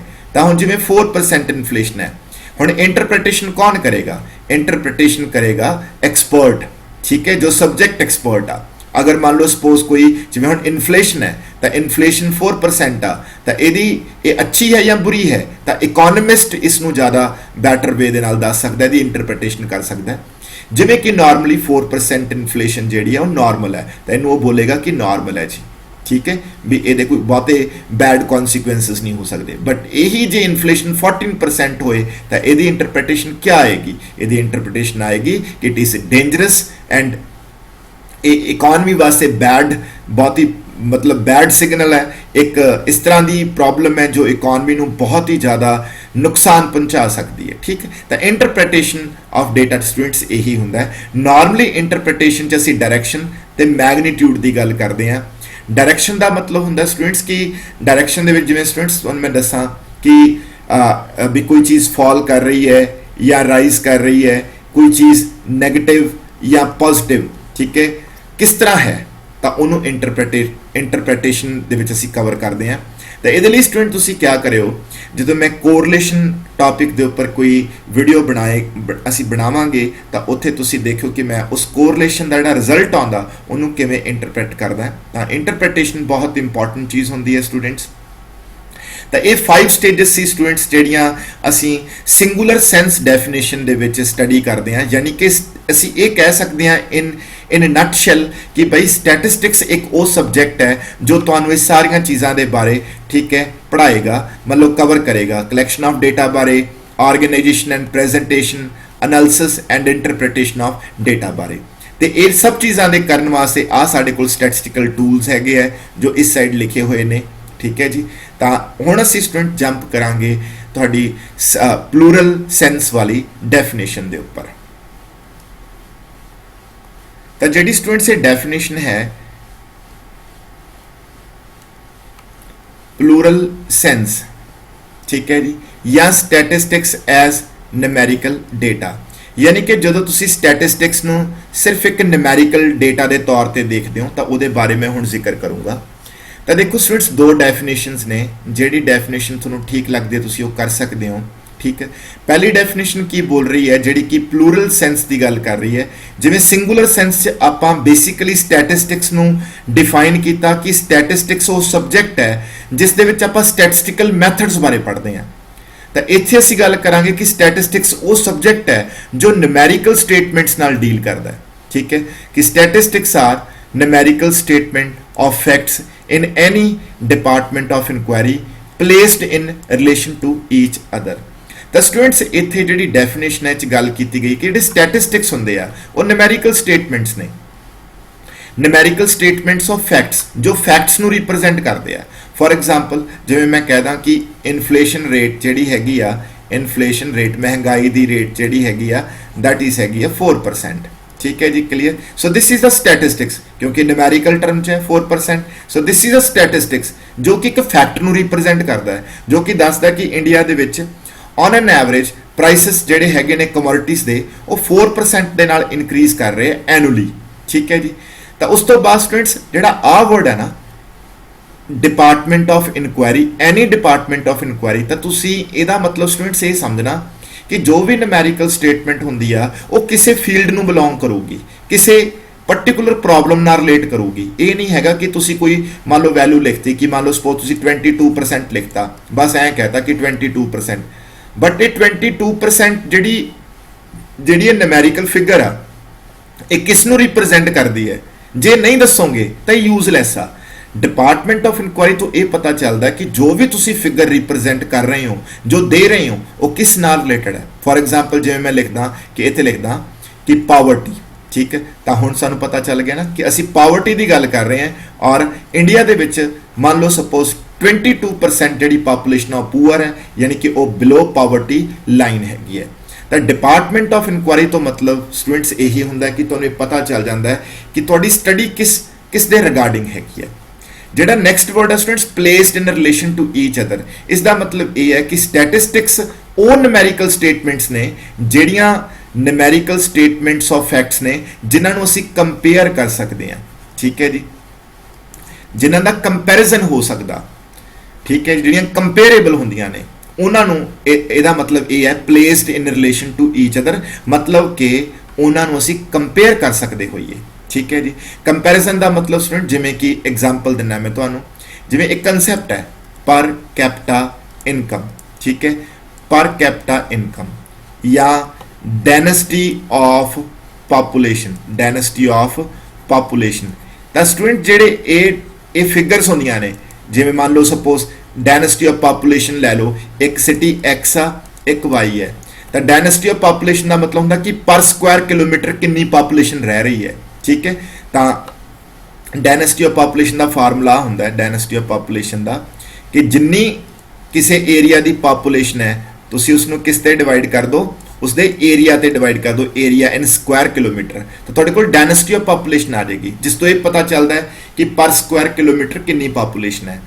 तो हुण ये स्टूडेंट तुसी जिहड़ा डायनेस्टी ऑफ पॉपुलेशन तो फिगर आएगी, मान लो जिवें एक्स एरिया की आ गई 700, वाई एरिया की आ गई सपोज 800, तो तुसी इत्थे कंपेयर कर सकते हो, जिवें इंडिया की डायनेस्टी ऑफ पॉपुलेशन तुसी, ठीक है, जिवें इंडिया की डायनेस्टी ऑफ पॉपुलेशन है, हुण तुसी पाकिस्तान नाल कंपेयर कर लो, ठीक है, जापान नाल कंपेयर कर लो, तो ये जिहड़ा डायनेस्टी ऑफ पॉपुलेशन फिर हो गया, ये वो न्यूमेरिकल स्टेटमेंट होगी जिन्हों आप कंपेयर कर सकते हैं। तो स्टैटिस्टिक्स बेसिकली उन्होंने न्यूमेरिकल स्टेटमेंट्स नूं बोलते हैं जिन्होंं कंपेयर किया जा सके। तो जिहड़ी स्टूडेंट्स ये सैकेंड डेफिनेशन है ना कि statistics may be defined as the aggregate of facts affected to marked extent by multiplicity of causes, numerically expressed, enumerated or estimated according to reasonable standard of accuracy, collected in systematic manner for predetermined purpose and placed in relation to each other। ये definition बहुत ही ज़्यादा wider definition है, तो इनू students असी ये हर एक point नू अलग अलग करके स्टडी करांगे, ठीक है। तो यही डेफिनेशन तो असी सारियां फीचर्स भी एक्सप्लेन करांगे स्टैटिस्टिक्स दियां। बेसिकली ये डेफिनेशन जिहड़ी है ना वो स्टैटिस्टिक्स दियां सारियां फीचर्स नूं रिप्रजेंट कर रही है, तो उही हुण तुहाडे नाल असी डिस्कस करांगे ते ये जिहड़े जिन्ने भी पॉइंट्स इच लिखे गए ने वो सारे एक्सप्लेन करांगे। लो जी स्टूडेंट्स, हुण आपां जिहड़ियां ये 3 फीचर्स तुहाडे सामने लिखियां ने, पहला मैं इन्हां दे बारे तुहानूं दसूंगा, ठीक है। पहली फीचर जिवें कि लिखी गई है न्यूमेरिकली एक्सप्रैस्ड डेटा। तो स्टूडेंट जिहड़ी स्टैटिस्टिक्स है ना, स्टैटिस्टिक्स दे विच असी उसे ही डेटा दे नाल डील करते हैं जो कि न्यूमेरिकली एक्सप्रैस हो सकता है, यानी कि जिन्हों असी यानी कि जिहड़ा डेटा क्वांटिटेटिव डेटा है, ठीक है, जिन्हों असी in terms of numbers express कर सकते हैं।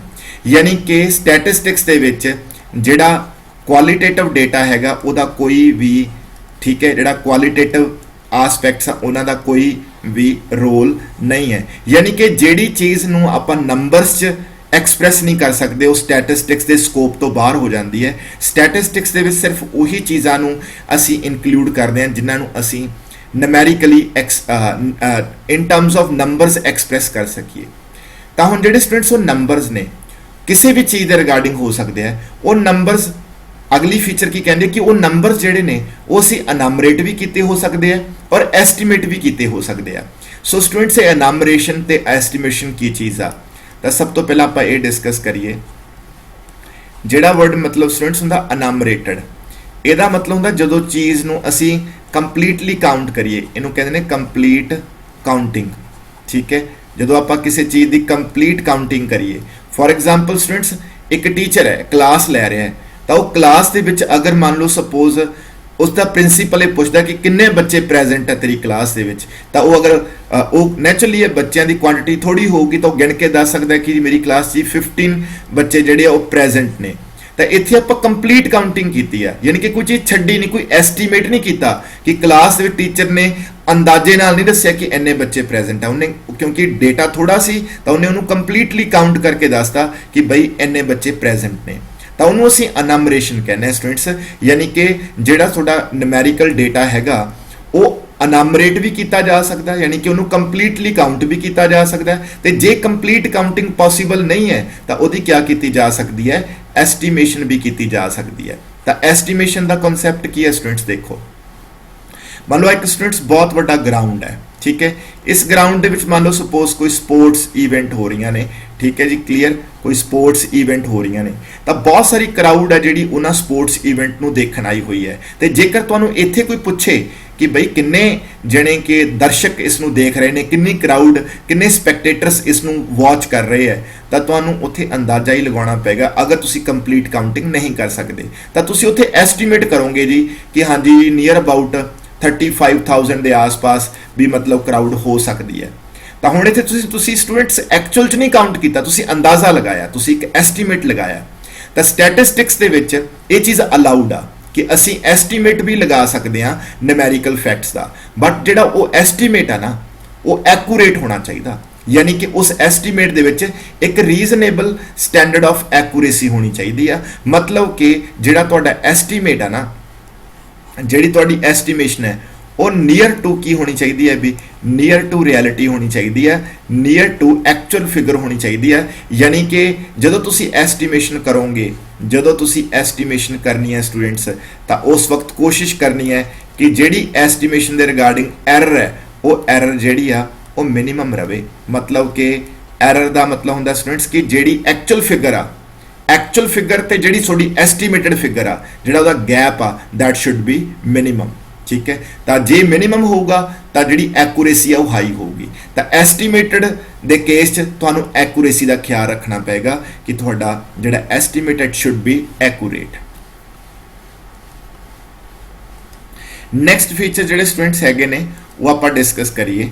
ਤਾਂ ਨੈਕਸਟ ਫੀਚਰਸ ਦੇ ਵਿੱਚ ਸਟੂਡੈਂਟਸ ਜਿਵੇਂ ਤੁਸੀਂ ਨੋਟਿਸ ਕਰੋਗੇ ਤਾਂ ਹੈ ਕਿ ਕਲੈਕਟਡ ਇਨ ਸਿਸਟਮੈਟਿਕ ਮੈਨਰ। ਇਸਦਾ ਸਿੰਪਲ ਮਤਲਬ ਇਹ ਹੈ ਸਟੂਡੈਂਟਸ ਕਿ ਜਦੋਂ ਵੀ ਆਪਾਂ ਡੇਟਾ ਕਲੈਕਟ ਕਰਾਂਗੇ ਤਾਂ ਉਹਨੂੰ ਅਸੀਂ ਇੱਕ ਸਿਸਟਮੈਟਿਕਲੀ ਕਲੈਕਟ ਕਰਨਾ ਹੈ, ਯਾਨੀ ਕਿ ਐਜ਼ ਪਰ ਦੀ ਜੋ ਟੈਕਨੀਕਸ ਨੇ ਸਟੈਟਿਸਟਿਕਸ ਦੇ ਵਿੱਚ ਉਹਨਾਂ ਨੂੰ ਯੂਜ਼ ਕਰਕੇ। ਇਹ ਨਹੀਂ ਹੈਗਾ ਕਿ ਅਸੀਂ ਡੇਟਾ ਨੂੰ ਮਤਲਬ ਕਿ ਨੋ ਹੈਪ ਹੇਜ਼ਰਡ ਮੈਨਰ, ਯਾਨੀ ਕਿ ਅਸੀਂ ਕੋਈ ਹੈਪ ਹੇਜ਼ਰਡ ਮੈਨਰ ਨਹੀਂ ਯੂਜ਼ ਕਰਨਾ ਹੈਗਾ, ਮਤਲਬ ਕਿ ਉਲਟੇ ਪੁਲਟੇ ਤਰੀਕੇ ਦੇ ਨਾਲ ਡੇਟਾ ਨਹੀਂ ਯੂਜ਼ ਕਰਨਾ। ਅਸੀਂ ਉਹਨੂੰ ਇੱਕ ਸਿਸਟਮੈਟਿਕਲੀ ਕਲੈਕਟ ਕਰਨਾ ਹੈਗਾ। ਤੇ ਜਦੋਂ ਵੀ ਕਲੈਕਟ ਕਰਨਾ ਹੈ ਤਾਂ ਸਾਨੂੰ ਸਾਡਾ ਪਰਪਸ ਕਲੀਅਰ ਹੋਵੇ, ਯਾਨੀ ਕਿ ਪ੍ਰੀ ਡਿਟਰਮਡ ਪਰਪਸ ਦਾ ਮਤਲਬ ਸਟੂਡੈਂਟਸ ਇਹ ਹੁੰਦਾ ਹੈ ਕਿ ਤੁਸੀਂ ਜਦੋਂ ਵੀ ਡੇਟਾ ਕਲੈਕਟ ਕਰਨਾ ਤਾਂ ਉਹਦੇ ਪਿੱਛੇ ਕੋਈ ਪਰਪਸ ਹੋਣਾ ਚਾਹੀਦਾ ਹੈ, ਔਰ ਉਹ ਪਰਪਸ ਤੁਹਾਨੂੰ ਪਹਿਲਾਂ ਤੋਂ ਕਲੀਅਰ ਹੋਣਾ ਚਾਹੀਦਾ ਹੈ। ਜੇ ਤੁਹਾਨੂੰ ਪਰਪਸ ਪਹਿਲਾਂ ਤੋਂ ਕਲੀਅਰ ਹੋਏਗਾ ਦੈਨ ਹੀ ਤੁਸੀਂ ਉਸ ਫੀਲਡ ਦੇ ਨਾਲ ਰਿਲੇਟਡ ਡੇਟਾ ਕਲੈਕਟ ਕਰੋਗੇ। ਅਦਰਵਾਈਜ਼ ਅਗਰ ਤੁਹਾਡਾ ਪਰਪਸ ਹੀ ਨਹੀਂ ਕਲੀਅਰ ਤੁਸੀਂ ਡੇਟਾ ਕਿਵੇਂ ਕਲੈਕਟ ਕਰੋਗੇ, ਠੀਕ ਹੈ। ਸੋ ਇਸ ਕਰਕੇ ਜਦੋਂ ਵੀ ਤੁਸੀਂ ਸਟੈਟਿਸਟਿਕਸ ਵਿੱਚ ਕੋਈ ਵੀ ਇਨਕੁਆਇਰੀ ਕਰਦੇ ਹੋ, ਕੋਈ ਵੀ ਇਨਵੈਸਟੀਗੇਸ਼ਨ ਕਰਦੇ ਹੋ, ਤਾਂ ਉਹ ਇਨਵੈਸਟੀਗੇਸ਼ਨ ਨੂੰ ਕਰਨ ਤੋਂ ਪਹਿਲਾਂ ਤੁਹਾਡੇ ਮਾਈਂਡ ਦੇ ਵਿੱਚ ਤੁਹਾਡਾ ਜਿਹੜਾ ਪਰਪਸ ਹੈ ਉਹ ਸੈੱਟ ਹੋਣਾ ਚਾਹੀਦਾ, ਠੀਕ। ਉਹ ਪਰਪਸ ਹੀ ਤੁਹਾਨੂੰ ਡਾਇਰੈਕਸ਼ਨ ਦੇਗਾ ਕਿ ਤੁਸੀਂ ਕਿਸ ਫੀਲਡ ਤੇ ਕਿਸ ਤਰ੍ਹਾਂ ਡੇਟਾ ਕਲੈਕਟ ਕਰਨਾ ਹੈਗਾ, ਠੀਕ। ਤੇ ਇੱਕ ਫੀਚਰ ਹੈ ਸਟੂਡੈਂਟਸ ਕਿ ਸਟੈਟਿਸਟਿਕਸ ਦੇ ਵਿੱਚ ਨਾ ਜੋ ਵੀ ਡੇਟਾ ਹੁੰਦਾ, ਜੋ ਵੀ ਉਹ affected to marked extent by multiplicity of causes, ਯਾਨੀ ਕਿ ਉਹਨੂੰ ਬਹੁਤ ਸਾਰੇ causes ਜਿਹੜੇ ਆ ਉਹ ਇਨਫਲੂਐਂਸ ਕਰ ਰਹੇ ਹੁੰਦੇ ਆ। ਜਿਵੇਂ ਐਗਜ਼ਾਮਪਲ ਦੇ ਤੌਰ ਤੇ ਸਟੂਡੈਂਟਸ ਮੈਂ ਇੱਥੇ ਦੱਸਦਾ ਤੁਹਾਨੂੰ, ਮੰਨ ਲਓ ਆਪਾਂ ਗੱਲ ਕਰ ਰਹੇ ਹਾਂ ਪ੍ਰੋਡਕਸ਼ਨ ਆਫ ਵੀਟ ਦੀ, ਠੀਕ ਹੈ ਜੀ, ਪ੍ਰੋਡਕਸ਼ਨ ਆਫ ਵੀਟ।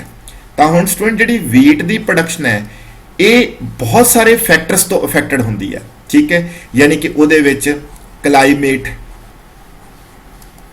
ਠੀਕ ਹੈ, ਜਿਸ 'ਚ ਇੰਪੋਰਟੈਂਟ ਚੀਜ਼ ਆ ਜਾਂਦੀ ਸਟੂਡੈਂਟਸ ਰੇਨਫਾਲ ਆ ਗਈ, ਠੀਕ ਹੈ ਜੀ, ਕਲੀਅਰ। ਤਾਂ ਇਸ ਤਰ੍ਹਾਂ ਦੇ ਹੋਰ ਬਹੁਤ ਸਾਰੇ ਫੈਕਟਰਸ ਜਿਹੜੇ ਨੈਚੁਰਲ ਫੈਕਟਰਸ ਆ ਉਹ ਆ ਗਏ। ਉਸ ਤੋਂ ਬਾਅਦ ਆ ਗਿਆ ਸਟੂਡੈਂਟਸ ਕੁਆਲਿਟੀ ਆਫ ਸੀਡ, ਠੀਕ ਹੈ, ਕਿ ਸੀਡ ਦੀ ਕੀ ਕੁਆਲਿਟੀ ਹੈ, ਕੁਆਲਿਟੀ ਆਫ ਸੀਡ ਆ ਜਾਊਗਾ, ਠੀਕ ਹੈ। ਤੁਸੀਂ ਕੁਆਂਟੀਟੀ ਆ ਜਾਊਗੀ, ਕੁਆਂਟੀਟੀ ਕਿਸ ਚੀਜ਼ ਦੀ, ਕੁਆਂਟੀਟੀ ਆਫ ਫਰਟੀਲਾਈਜ਼ਰ ਕਿ ਤੁਸੀਂ ਕਿੰਨੀਆਂ ਫਰਟੀਲਾਈਜ਼ਰ ਯੂਜ਼ ਕੀਤੀਆਂ, ਠੀਕ। ਤੇ ਤਾਂ ਸਟੂਡੈਂਟਸ ਇਸ ਪੁਆਇੰਟ ਦੇ ਅਕੋਰਡਿੰਗ ਇਹ ਬਿਲਕੁਲ ਕਲੀਅਰ ਹੋ ਗਿਆ ਕਿ ਅਸੀਂ ਇਹ ਮੰਨ ਰਹੇ ਹਾਂ ਕਿ ਬਈ ਜੋ ਡੇਟਾ ਹੁੰਦਾ ਨਾ ਉਹ ਬਹੁਤ ਸਾਰੇ ਕਾਜ਼ਸ ਤੋਂ ਅਫੈਕਟਡ ਹੁੰਦਾ, ਕੋਈ ਸਿੰਗਲ ਰੀਜ਼ਨ ਨਹੀਂ ਹੁੰਦਾ, ਬਹੁਤ ਸਾਰੇ ਰੀਜ਼ਨਸ ਹੁੰਦੇ ਨੇ। ਬਟ ਜੇਕਰ ਅਸੀਂ हर एक रीजन का इंपैक्ट वेरीएबल ते स्टडी करना होवे, फॉर एग्जांपल जिवें असीं स्टडी करना होवे कि वीट की प्रोडक्शन के उपर रेनफॉल का की इंपैक्ट है, तो स्टैटिस्टिक्स के भी साडे कोल बहुत सारियां टैक्नीक्स अवेलेबल आ, जिवें कि रिग्रैशन अवेलेबल है, तुसीं इस दी हैल्प नाल ये सब कुछ कर सकते हो। तो हुण स्टूडेंट्स जिहड़ा लास्ट पॉइंट है, ठीक है जी, जो है दैट इज कि statistics shows aggregate of facts, ठीक है, aggregate of facts. Do not take any quantitative information as statistics. All statistics are numerical statements, but all numerical statements are not statistics.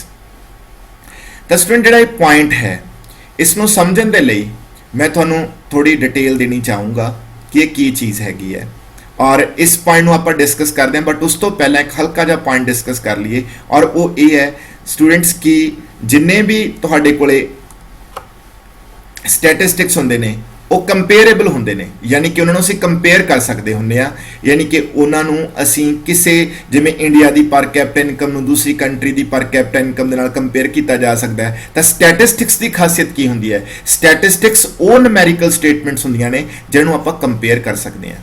तो हुण असीं स्टूडेंट्स इस ते discussion करांगे कि जिहड़ा असीं एग्रीगेट ऑफ फैक्ट्स की गल करते हैं तो इहदा की मतलब हैगा, तो उहदे बारे हुण डिस्कशन होएगी। तो स्टूडेंट जिहड़ा एग्रीगेट ऑफ फैक्ट्स आ उहदे बारे आपां जिक्र करिए कि की चीज़ है। तो एग्रीगेट ऑफ फैक्ट्स का मतलब क्या है स्टूडेंट्स? एग्रीगेट ऑफ फैक्ट्स, तो इस दे विच स्टूडेंट्स पहली चीज़ मैं तुहानूं दसना चाहूँगा कि सपोज करो आ तुहाडीआं न्यूमेरिकल स्टेटमेंट्स ने, यानी कि इन्हों असीं न्यूमेरिकल स्टेटमेंट का एक असीं बना लिया बॉक्स, ठीक है, न्यूमेरिकल स्टेटमेंट्स, ठीक है, आ न्यूमेरिकल स्टेटमेंट ने इस सर्कल के विचों एक असी सर्कल होर लगा लिया, ठीक है, और इसनों असी बोल रहे हैं मान लो स्टूडेंट्स स्टैटिस्टिक्स, ठीक है, स्टैटिस्टिक्स। तो इत्थों चीज स्टूडेंट्स तुहानूं क्लीयर आ गई कि जे असीं आ लाइन लिखिए कि all statistics are numerical statements, are numerical statements, are numerical statements, but all numerical statements are not statistics, ठीक है जी, क्लियर। तो स्टूडेंट्स इत्थे सब तो इंपॉर्टेंट चीज़ जिहड़ी तुसीं सीखनी है वो क्या सीखनी है कि एक साइड मैं लिखदा स्टैटिस्टिक्स, ठीक है जी, क्लियर ना, एक साइड में लिखता न्यूमेरिकल स्टेटमेंट, न्यूमेरिकल स्टेटमेंट, ठीक। तो इत्थे एक गल याद रखियो स्टूडेंट, जो भी मैं स्टैटिस्टिक्स लिखूंगा वो न्यूमेरिकल स्टेटमेंट होएगा, पर सारियां न्यूमेरिकल स्टेटमेंट्स स्टैटिस्टिक्स नहीं होणगियां। इट मीनस कोई खास न्यूमेरिकल स्टेटमेंट ही स्टैटिस्टिक्स हो सकती है। तो हुण किहड़ी न्यूमेरिकल स्टेटमेंट स्टैटिस्टिक्स होएगी और किहड़ी न्यूमेरिकल स्टेटमेंट स्टैटिस्टिक्स नहीं होएगी वो किवें पता चलूगा? जिहड़ी न्यूमेरिकल स्टेटमेंट नूं स्टूडेंट्स असीं की कर सकदी होईए कंपेयर, यानी कि जिहड़ी न्यूमेरिकल स्टेटमेंट्स कंपेयरेबल आ वो स्टैटिस्टिक्स हो सकती है, ठीक है, एक चीज, ठीक है। और दूसरी चीज, एक तो जिहड़ी न्यूमेरिकल स्टेटमेंट्स कंपेयरेबल आ, दूसरी फीचर कि वो चीज असीं, ठीक है, स्टैटिस्टिक्स टेक्निक्स नूं यूज करके, स्टैटिस्टिक्स दियां टेक्निक्स नूं यूज करके, ठीक है, फाइंड आउट कीती होए, ठीक है। फॉर एग्जाम्पल जिवें मान लो सपोज कोई एवरेज है साडे कोले, ठीक है, यानी कि असीं टेक्निक कोई यूज की है, डेटा के उपर कोई टेक्निक अप्लाई की है, दैन वो रिजल्ट फाइंड आउट किया, दैन वो स्टैटिस्टिक्स है। और तीसरी चीज, कोई भी न्यूमेरिकल स्टेटमेंट ता स्टैटिस्टिक्स बनेगी जे वो कोई वैल्यूएबल इनफॉर्मेशन जिहड़ी आ कन्वे कर रही है, वैल्यूएबल इनफॉर्मेशन कन्वे कर रही है।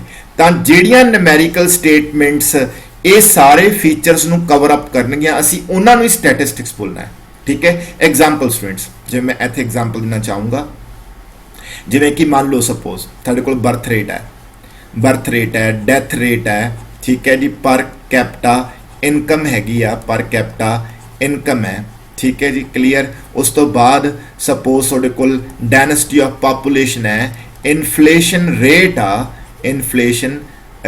आ, ठीक है जी, clear. WPI wholesale price index आ, ये सारियां चीज़ां स्टूडेंट्स की ने, ये सारियां चीज़ां स्टैटिस्टिक्स ने। बिकॉज क्यों स्टैटिस्टिक्स ने? क्योंकि एक कंपेरेबल ने, एक कंपेरेबल ने, ये सब चीज़ां वैल्यूएबल इंफॉर्मेशन रेफर कर दियां ने और ये सब चीज़ां डेटा नू, एग्रीगेट ऑफ डेटा नू एनालिसिस करके फाइंड आउट होंदियां ने। ਅਸੀਂ ਕਿਸੇ ਵੀ ਆਈਸੋਲੇਟਡ ਫਿਗਰ ਨੂੰ ਸਟੈਟਿਸਟਿਕਸ ਨਹੀਂ ਬੋਲਣਾ, ਉਹ ਕੱਲੀ ਨਿਊਮੈਰੀਕਲ ਸਟੇਟਮੈਂਟ ਹੀ ਹੋਏਗੀ। ਐਗਜ਼ਾਮਪਲ, ਜਿਵੇਂ ਤੁਸੀਂ ਕਹੋ ਕਿ ਕੋਈ ਚੇਅਰ ਹੈ, ਠੀਕ ਹੈ, ਉਸ ਚੇਅਰ ਦੀਆਂ 4 ਲੈਗਸ ਨੇ, ਠੀਕ ਹੈ ਜੀ, ਕਲੀਅਰ। ਤਾਂ ਸਟੂਡੈਂਟਸ ਇਹ ਓਨਲੀ ਇੱਕ ਕੁਆਂਟੀਟੇਟਿਵ ਇਨਫੋਰਮੇਸ਼ਨ ਹੈ, ਇਹਦੇ ਨਾਲ ਤੁਸੀਂ ਕੀ ਕਰੋਗੇ? ਇਹ ਕੋਈ ਵੈਲਿਊਏਬਲ ਇਨਫੋਰਮੇਸ਼ਨ ਥੋੜੀ ਰਿਪਰੈਜ਼ੈਂਟ ਕਰ ਰਹੀ ਹੈ। ਹਾਂ, ਜੇਕਰ ਮੰਨ ਲਓ ਸਪੋਜ਼ ਤੁਹਾਨੂੰ ਕੋਈ ਇਹ ਕਹਿੰਦਾ ਕਿ ਵੀ ਇੱਕ ਫੈਕਟਰੀ, ਠੀਕ ਹੈ ਜੀ, ਕਲੀਅਰ, ਇੱਕ ਫੈਕਟਰੀ ਮਤਲਬ ਕਿ ਇੱਕ ਫੈਕਟਰੀ ਦੇ ਵਿੱਚ ਚੇਅਰਸ ਦੀ ਜਿਹੜੀ ਪ੍ਰੋਡਕਸ਼ਨ ਹੈ, ਚੇਅਰਸ ਦੀ ਜਿਹੜੀ, ਠੀਕ ਹੈ, ਐਨੂਅਲ ਪ੍ਰੋਡਕਸ਼ਨ ਹੈਗੀ ਆ, ਐਨੂਅਲ ਪ੍ਰੋਡਕਸ਼ਨ ਹੈਗੀ ਆ, ਉਹ ਸਪੋਜ਼ ਐਨੂਅਲ ਪ੍ਰੋਡਕਸ਼ਨ ਹੈਗੀ ਹੈ, ਉਹ ਔਨ ਐਨ ਐਵਰੇਜ 7000 ਹੈਗੀ ਹੈ। ਤਾਂ ਦਿਸ ਇਜ਼ ਸਟੈਟਿਸਟਿਕਸ, ਠੀਕ ਹੈ ਨਾ। ਤਾਂ ਸਟੂਡੈਂਟਸ ਕੋਈ ਜਿਵੇਂ ਹੁਣ ਕਿਉਂਕਿ ਐਨੂਅਲ ਪ੍ਰੋਡਕਸ਼ਨ ਆਫ ਚੇਅਰਸ, ਇਸ ਤਰ੍ਹਾਂ ਦੀਆਂ ਚੀਜ਼ਾਂ ਜਿਹੜੀਆਂ ਕਿ ਇੰਪੋਰਟੈਂਟ ਇਨਫੋਰਮੇਸ਼ਨ ਕਨਵੇ ਕਰਦੀਆਂ ਨੇ, ਜਾਂ ਜਿਵੇਂ ਇੰਡਸਟਰੀਅਲ ਪ੍ਰੋਡਕਸ਼ਨ ਹੈ, ਐਗਰੀਕਲਚਰ ਪ੍ਰੋਡਕਸ਼ਨ ਹੈ, ਤਾਂ ਇਹ ਸਭ ਚੀਜ਼ਾਂ ਨਿਊਮੈਰੀਕਲ ਫਿਗਰਸ ਜਿਹੜੀਆਂ ਹੈਗੀਆਂ ਨੇ about industrial production, about agriculture production, ਇਹ ਸਟੈਟਿਸਟਿਕਸ ਨੇ, ਠੀਕ ਹੈ। ਤਾਂ ਇਸ ਕਰਕੇ ਸਟੂਡੈਂਟਸ ਫਾਈਨਲੀ ਅਸੀਂ ਹੀ ਬੋਲਾਂਗੇ ਕਿ ਸਾਰੇ ਸਟੈਟਿਸਟਿਕਸ ਨਿਊਮੈਰੀਕਲ ਸਟੇਟਮੈਂਟਸ ਹੁੰਦੇ ਆ, but all numerical statements are not statistics. Because statistic ਕੋਈ ਵੀ ਨਿਊਮੈਰੀਕਲ ਸਟੇਟਮੈਂਟ ਸਟੈਟਿਸਟਿਕਸ ਤਾਂ ਬਣੂਗੀ ਜੇ ਉਸ ਦੇ ਵਿੱਚ ਆ ਖਾਸ ਫੀਚਰਸ ਹੋਣਗੀਆਂ, ਉਹ ਕੰਪੇਰੇਬਲ ਹੋਣੀ ਚਾਹੀਦੀ ਹੈ, ਉਹ ਸਟੈਟਿਸਟੀਕਲ ਟੈਕਨੀਕਸ ਨੂੰ ਯੂਜ਼ ਕਰਕੇ ਡੇਟਾ ਨੂੰ ਐਨਾਲਿਸਿਸ ਕਰਕੇ ਆਈ ਹੋਣੀ ਚਾਹੀਦੀ ਹੈ, ਤੇ ਉਸ ਦੇ ਵਿੱਚ ਕੋਈ ਵੈਲਿਊਏਬਲ ਇਨਫੋਰਮੇਸ਼ਨ ਹੋਵੇ ਔਰ ਉਹ ਵੈਲਿਊਏਬਲ ਇਨਫੋਰਮੇਸ਼ਨ ਸਾਨੂੰ ਹੈਲਪ ਕਰਦੀ ਹੋਏ ਕਿਸੇ ਨਾ ਕਿਸੇ ਚੀਜ਼ ਨੂੰ ਅੰਡਰਸਟੈਂਡ ਕਰਨ ਦੇ ਵਿੱਚ। ਤਾਂ ਇਨ ਦਿਸ ਵੇ ਸਟੂਡੈਂਟ ਤੁਸੀਂ ਸਾਰੀਆਂ ਫੀਚਰਸ ਆਫ ਸਟੈਟਿਸਟਿਕਸ ਕਵਰ ਕਰ ਲਈਆਂ। ਤੁਹਾਨੂੰ ਸਾਡਾ ਜਿਹੜਾ ਲੈਕਚਰ ਸੀਗਾ ਸਟੂਡੈਂਟਸ ਇਸ ਚੀਜ਼ ਦੇ ਉੱਪਰ ਕਿਸ ਤਰ੍ਹਾਂ ਦਾ ਲੱਗਿਆ, ਕਮੈਂਟ ਸੈਕਸ਼ਨ ਦੇ ਵਿੱਚ ਜ਼ਰੂਰ ਦੱਸਿਓ, ਸਾਨੂੰ ਮੋਟੀਵੇਟ ਕਰੋ ਸੋ ਦੈਟ ਕਿ ਅਸੀਂ ਤੁਹਾਡੇ ਸੁਜੈਸ਼ਨ, ਵੈਲਿਊਏਬਲ ਸੁਜੈਸ਼ਨਸ ਹਮੇਸ਼ਾ ਵੈਲਕਮ ਹੈ, ਠੀਕ ਹੈ। ਤਾਂ ਸਭ ਦਾ ਥੈਂਕਸ ਸਟੂਡੈਂਟਸ, ਤੇ ਨੈਕਸਟ ਵੀਡੀਓ ਅਸੀਂ ਤੁਹਾਡੇ ਲਈ ਜਲਦੀ ਲੈ ਕੇ ਹਾਜ਼ਰ ਹੋਵਾਂਗੇ। ਥੈਂਕ ਯੂ ਜੀ।